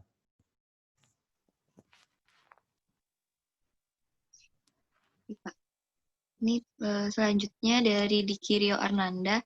Apakah memungkinkan walaupun kampus memberikan kebijakan menerapkan protokol kesehatan untuk mahasiswa mengikuti kuliah offline? Apakah efektif? Atau lebih baik kuliah online saja diterapkan untuk saat ini? Baik, sebenarnya offline atau online tergantung dari kenyamanan kita. Intinya, kalau kita sudah merasa dari segi sehat kita, tadi sesuai dengan arti sehat tadi, kita merasa nyaman dari segi fisik kita, aman kita tidak sehat, tidak sakit, kemudian dari segi sosial kita, kemudian psikis kita, mental kita aman. Mental kita mungkin takut keluar rumah, karena kan masih ada COVID. Nah, kalau masalah takut berarti kita masih belum nyaman. Berarti intinya tidak efektif untuk ke kampus. Tetapi kalau ada kebijakan, ada kegiatan pembelajaran offline, harus di kampus. Prosedurnya, strateginya pasti berubah. Yang dulunya misalkan dalam kelas, misalkan ada 40, ada 20 saja. Yang penting adalah social distancing, jaga jarak, dan sebagainya. Efektif tidaknya tergantung lagi. Makanya sekarang kan nanti di Januari, bahkan juga nih untuk anak-anak sekolah pun harus ada surat pernyataan orang tua. Kalau bersedia, apa alasannya? Kalau tidak bersedia, apa? Mungkin juga nanti kampus bisa seperti itu juga. Apakah boleh? Sebenarnya kita melakukan kegiatan-kegiatan itu tidak dilarang. Makanya orang berkawinan saja kan, kalau kita lihat di masyarakat hampir kayak biasa. Nah, itu yang memberi izin siapa? Gugus tugas tempat. Nah, kalau misalkan di kampus, siapa yang memberi izin? Berarti kan Menteri Pendidikan. Kalau di wilayah Kalimantan nanti siapa? Kopertif dan sebagainya. Nah, ini yang penting kalau kita melakukan kegiatan-kegiatan sesuai dengan arahan dari pusat, sesuai dengan arahan dari lembaga, yang penting adalah kita melakukan peraturan-peraturan yang sudah dijalankan sesuai dengan prosedur yang ada. Kalau kita misalkan offline, monggo silakan. Yang penting tetap jaga prokes atau protokol kesehatan dengan baik dan benar. Soal efektif tidaknya tergantung dari kenyamanan. Mungkin tidak ada paksaan. Jadi makanya kalau di keluarga ulun aja kemarin itu ada gurunya mengasihkan surat pernyataan, siap nggak anak didiknya nanti dilakukan pembelajaran offline. Kalau siap, bersedia, alasannya apa? Kalau tidak bersedia, alasannya apa? Nah, mungkin juga kampus juga begitu juga. Jadi kita serahkan. Jadi nanti ada yang secara offline, ada yang secara online. Kita pun di lembaga dinas kesehatan, di sektor-sektor lain melakukan kegiatan-kegiatan rapat, pertemuan, ada yang secara langsung offline dan ada juga secara daring. Ini teman-teman kita sekarang pembelajaran di Jakarta ke Depdagri untuk menyusun rencana strategis, kemudian menyusun indikator-indikator kegiatan, ada yang secara langsung ke sana, ada yang secara tidak langsung sesuai dengan offline. Intinya adalah harus sesuai dengan prosedur atau protokol kesehatan yang ada. Mungkin itu. Baik, Pak. Ini dari FKM Uniska. Apakah program Health Promotion University atau HPU ini merupakan pilihan atau menjadi kebijakan pemerintah yang diwajibkan pada setiap kampus? Soal pilihan, soal kewajiban tergantung dari kita menyikapinya. Kalau misalkan ini menjadi bagian dari akreditasi perguruan tinggi, harus tidak mau harus dilaksanakan. Ini bagian dari hak. Bagian hak untuk sehat. Kalau misalkan pian, di sebelah pian ada yang merokok. Pian tidak merokok. Berarti pian harus mempunyai hak tidak menghirup udara yang perokok. Kalau itu dilanggar, ada undang-undangnya. Begitu juga di kampus sehat ini. Bukan kewajiban ya, tapi harus dilaksanakan. Ini nanti menjadi apakah nanti menjadi indikator akreditasi perguruan tinggi atau bagaimana? Kita tunggu nanti keberlanjutannya. Pasti kalau misalkan kampus sehat ini sudah terimplementasi, ini mungkin nanti bagian dari penilaian akreditasi perguruan tinggi. Harus mau tidak mau harus dilaksanakan. Sebelum ada kampus sehat pun kami yakin semua implementasi itu sudah dilaksanakan. Cuma kita menjadikan sistem ini menjadi terorganisir, kemudian tersusun dengan rapi bahwa ini adalah fakta-fakta nyata implementasi kegiatan-kegiatan di kampus sehat. Jadi bukan pilihan. Kalau kampus sehat ini dijalankan bukan pilihan, tetapi adalah dilakukan sesuai dengan spesifik lokal yang kemampuan kampus itu menerapkan implementasi kampus sehat yang ada. Mungkin itu. Ya, mohon izin Pak Basit. Iya. Ya, Bismillahirrahmanirrahim. Itu tadi pertanyaan saya sebenarnya ya. Oh, jadi begini Pak Basit. Ini adalah tema yang Masya Allah bagi kita semua insan kesehatan merupakan hal yang menjadi cita-cita kita bersama tentunya. Nah, akan tetapi memang ketika kita berdampingan dengan berbagai macam keilmuan, kalau di perguruan tinggi, kita akan dihadapi dengan berbagai kontroversi kadang-kadang, meskipun mereka tetap mencita-citakan juga yang namanya hidup sehat atau kondisi badan yang sehat, misalnya begitu ya. Yep. Sehingga kenapa kampus sehat ini adalah merupakan isu yang menurut saya luar biasa, manfaatnya bagi kita sebagai orang kesehatan dapat bisa mewujudkan kesehatan itu sendiri. Bagaimana ya supaya peran dari pemerintah dalam hal ini misalnya Dinas Kesehatan Provinsi, dalam hal ini Pak Basit juga dalam merupakan Kasih Promkes, juga dapat mengintervensi kebijakan kampus sehat ini di level yang memang sebagai pengambil kebijakannya seperti itu. Nah, sangat kita syukuri tadi Pak Rektor juga sudah memberikan sambutan, hanya saya menginginkan sekali bahwa dari kegiatan ini Pak Basit bisa berbagi ilmu dengan kita, kemudian dapat kita lanjutkan dengan bagaimana kemudian kita sama-sama nih orang Uniska, kampus Uniska menuju kampus sehat. Ya, kita belum misalnya menyatakan diri kampus sehat, tapi menuju kampus sehat, berkomitmen untuk bisa menuju kampus sehat, seperti itu. Nah, sehingga mudah-mudahan dari acara kita hari ini, Pak Basit, kita bisa saling mungkin bekerja sama untuk kami tetap memerlukan peran dari pemerintah, dalam ini Dinas Kesehatan, sebagai pengawasan, misalnya sebagai juga bisa jadi yang tadi tim satgasnya yang dari eksternal untuk mewujudkan cita-cita ini, yaitu kampus sehat seperti itu. Dan yang seperti tadi Pak Basit juga sampaikan, kepentingan akreditasi itu pasti semua orang menginginkan juga mewujudkan ini gitu kan ya. Tetapi sampai sejauh ini memang kalau di FKM iya, tapi kalau di fakultas lain mereka tidak sedikit pun kadang membahas masalah itu, seperti itu kan. Contoh sederhana saja, masalah KTR atau kawasan tanpa rokok begitu ya. Nah, ini juga menjadi berat juga di fakultas kesehatan, dan kita yang menjadi bagian dari universitas untuk bisa mengintervensi beberapa fakultas lainnya. Nah, sehingga pada kesempatan ini mungkin saya rasa mudah-mudahan dari Dinas Kesehatan Provinsi bisa melakukan apakah semacam kunjungan seperti itu untuk bisa mengedukasi atau mensosialisasikan kampus sehat ini, tetapi di level para pengambil kebijakan seperti itu. Nanti mungkin kita bisa diskusikan kembali Pak Basit ya. Tapi yang jelas seperti yang tadi Pak Basit sampaikan, kita akan mulai dari diri kita sendiri, dari individu kita masing-masing, para mahasiswa dari mahasiswa masing-masing, dan kita juga dosen dan juga teman-teman di sini semua paling tidak dimulai dari kita ya Pak Basit ya. Iya. Oke, itu saja mungkin dari saya. Saya ucapkan sangat terima kasih, dan ini tema yang sangat menarik dan ilmunya Masya Allah. Mudah-mudahan kita dapat tersinggung dan tergugah hatinya untuk bisa berubah menjadi lebih baik. Terima kasih. Baik, Mbak Mbak Ikrina, ulun tanggapi Bu Meme. Alhamdulillah Bu Meme, terima kasih banyak. Sebenarnya kampus sehat ini kan tadi ada yang pertama adalah kebijakan kampus. Kebijakan kampus berarti kan kebijakan di tangan rektor. Kemudian ada sistemnya.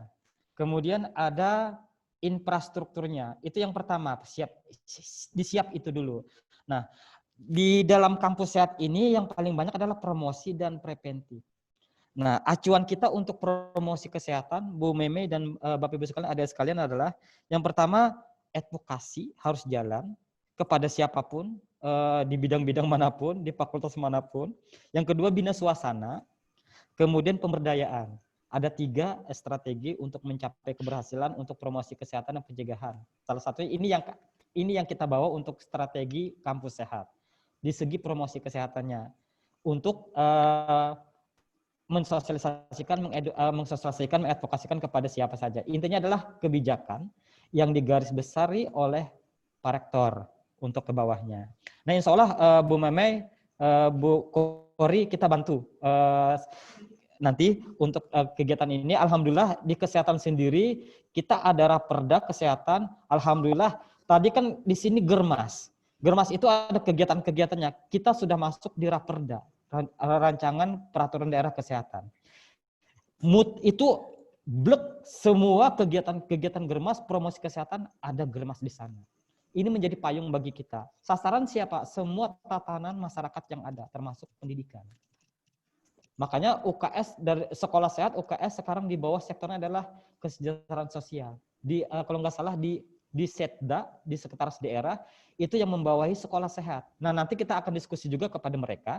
Tidak sekolah sehat di level TK, SD, SMP saja. Nanti kita bawa perguruan tinggi di sana. Jadi koordinatornya di sana adalah kalau nggak salah Kabak di Setda itu ada Kesra, Kesejahteraan Rakyat. Di situ yang membawahi semuanya. Kita masuk di situ, pendidikan di situ juga masuk. Ini sudah masuk karena apa? Karena rancangan gerakan masyarakat hidup sehat, cikal bakal untuk kampus sehat ini sudah ada di rancangan raperda kami di kesehatan. Ini menjadi payung bagi kita semua nanti Bu Meme.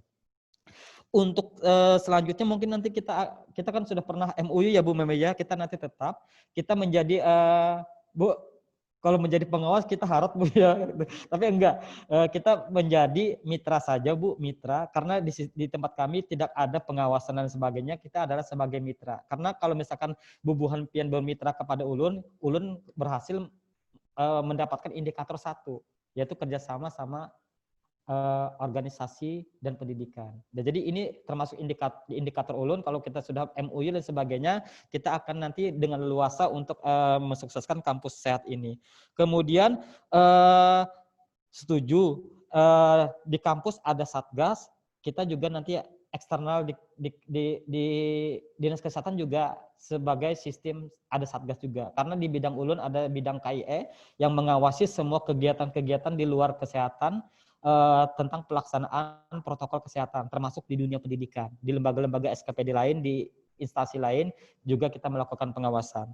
Nah, kemudian memang susah. Makanya semua universitas, salah satu menjadi kampus sehat itu yang pertama adalah menggadang-gadang adalah KTR. Nah, walaupun FKM harus mutlak, tidak mutlak, syarat mahasiswa yang masuk harus tidak merokok dan sebagainya. Tetapi di fakultas-fakultas lain itu tidak, kita nggak tahu kan, karena kita nggak tahu. Makanya strategi kita adalah advokasi, bina suasana, dan pemberdayaan. Tergantung dari kebijakan oleh Pak Rektor tadi. Kalau misalkan Pak Rektornya menekankan semua harus KTR, harus dijalankan. Makanya nanti ada sistem penilaian. Sistem penilaian nanti kita bicara di lain waktu Bu Meme dan Bu Kori. Karena mungkin nanti bisa juga mengundang pihak UGM yang informasikan yang lebih awal tentang penerapan kampus sehat ini. Kita kerjasama sama beliau UGM, tetap kerjasama karena Dinas Kesehatan ini adalah perpanjang tanganan Kementerian Kesehatan. Makanya materi ini pun kami sebutkan adalah pemaparan ulang dari Direktorat Promosi Kesehatan dan Pemberdayaan Masyarakat Kementerian Kesehatan. Intinya pasti ujung-ujungnya nanti ke akreditasi perguruan tinggi. Pasti itu. Kalau misalkan walaupun tidak disinggung dengan kampus sehat, pasti juga penilaian akreditasi ke arah yang indikator-indikatornya ya indikator kampus sehat. Ini yang diharapkan.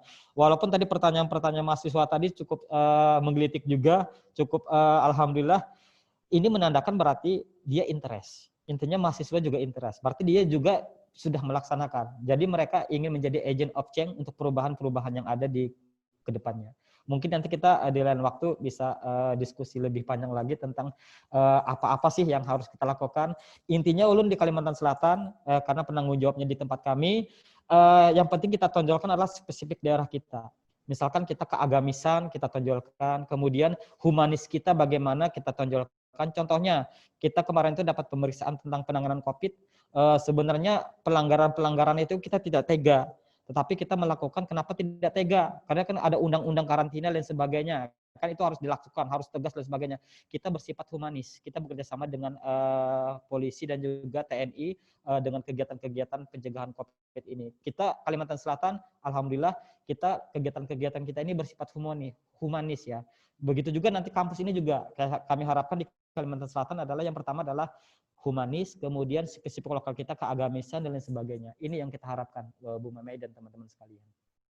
Mungkin ini, nanti mungkin kita akan diskusi lebih panjang lagi nanti. Ya, baik Bapak, ini masih ada 2 orang penanya terakhir mungkin. Silakan. 2 orang.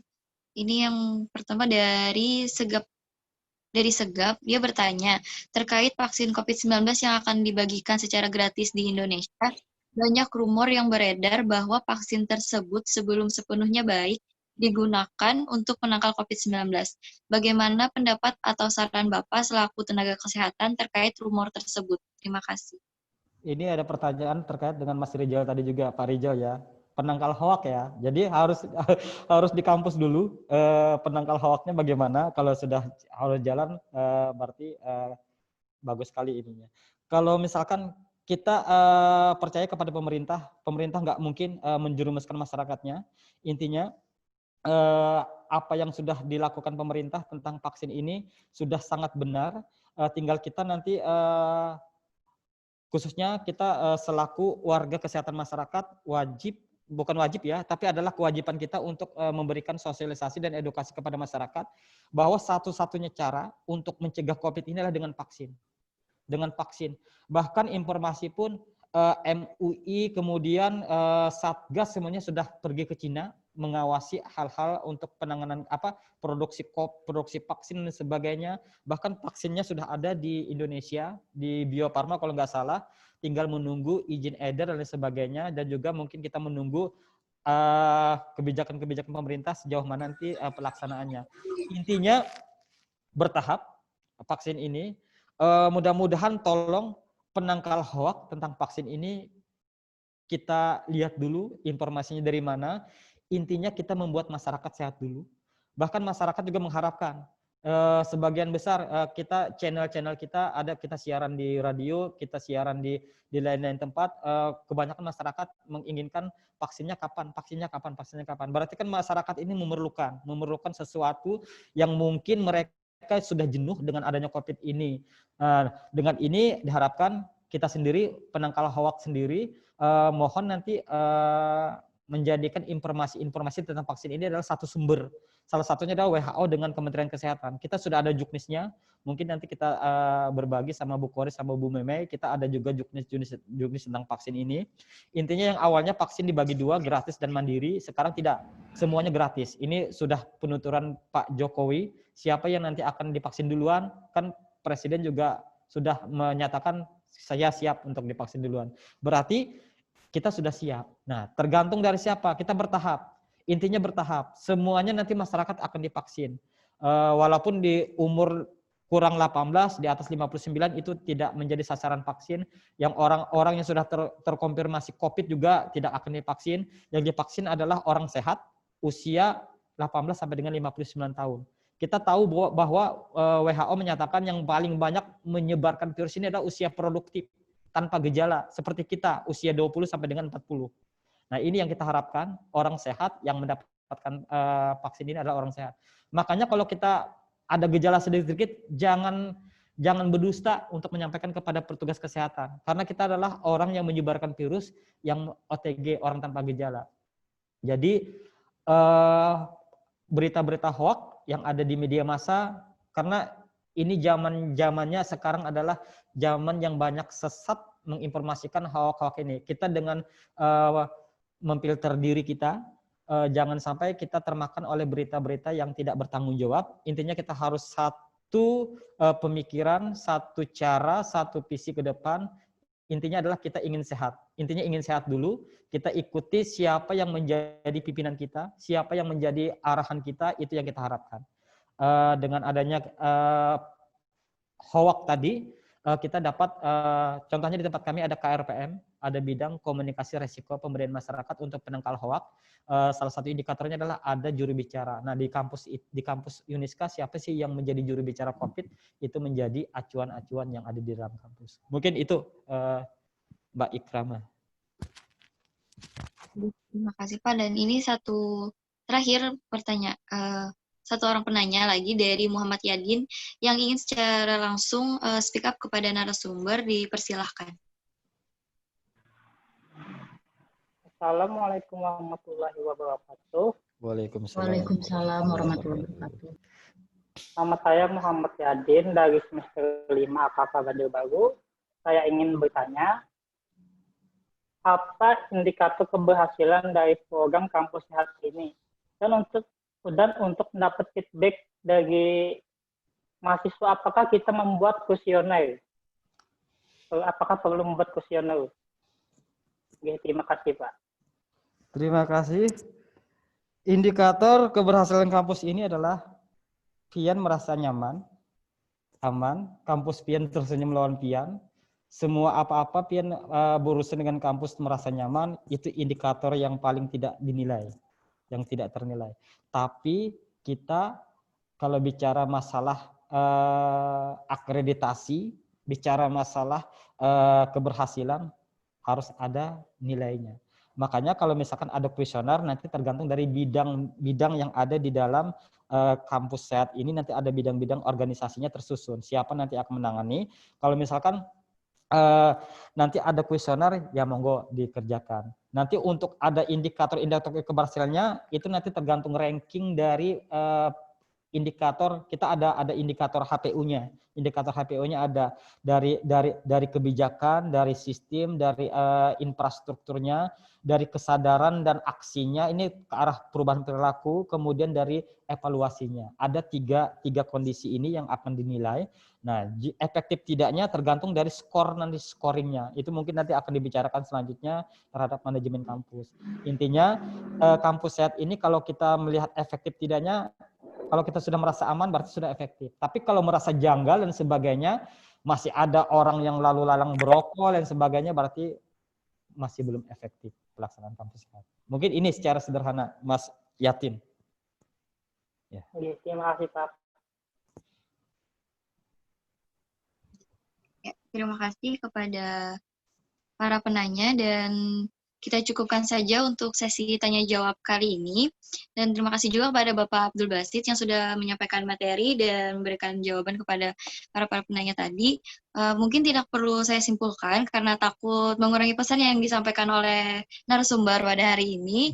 Dan mungkin ada sedikit pesan untuk teman-teman Agent of Change, Agent of Health Control. Kampus Sehat dimulai dari kita. Tidak sedikit perjuangan-perjuangan kemerdekaan melibatkan mahasiswa. Disinilah peran kita mahasiswa kesehatan dalam memperjuangkan kemerdekaan, yaitu mewujudkan kesehatan lingkungan kita masing-masing.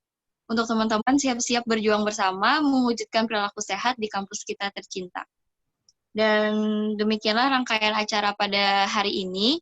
Saya selaku moderator mohon maaf apabila ada kekurangan. Atas perhatiannya, terima kasih, dan saya serahkan kembali ke MC.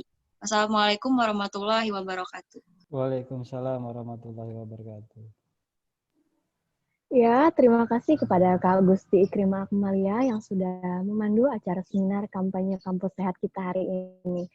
Tidak terasa teman-teman, kita sudah berada di penghujung acara, yaitu penutup. Mungkin langsung saja untuk menutup acara kita pada hari ini, marilah kita mengucapkan hamdalah. Alhamdulillah. Alhamdulillah. Sebelumnya saya ucapkan terima kasih kepada Rektor Uniska, Bapak Profesor Abdul Malik, SPT, MPhD. Terima kasih juga kepada Dekan FKM Uniska, Ibu Meliana Farika Indah, SKM MSc. Terima kasih juga kepada dosen Pusat Kajian Gender, Gizi dan Anak. Terima kasih juga kepada narasumber kita, Bapak Abdul Basit, Sarjana Gizi, MPH, selaku Kasih Promkes dan Pemberdayaan Masyarakat Dinas Kesehatan Provinsi Kalimantan Selatan. Terima kasih juga kepada seluruh dosen di lingkungan kampus Uniska, serta terima kasih kepada seluruh mahasiswa-mahasiswi audiens seminar pada hari ini yang sudah bersedia meluangkan waktunya. Saya selaku MC memohon maaf jika selama kegiatan ada salah kata, baik kata maupun sikap yang disengaja ataupun tidak. Akhir kata, saya ucapkan terima kasih. Wassalamualaikum warahmatullahi wabarakatuh. Waalaikumsalam warahmatullahi wabarakatuh. Meme Bu Kori mohon diri ya, Bu Neti juga. Pak Basit, terima kasih. Pak Basit. Warahmatullahi wabarakatuh. Oke, terima kasih. Bu Mei, terima kasih.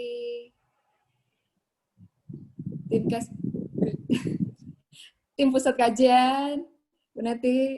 Sama-sama Bu Kori, sukses. Bu Yeni, Bu Sita. Pak Rija. Ikrimah, makasih. Yeni. Ibu, terima kasih kembali. Terima kasih kembali, Bu.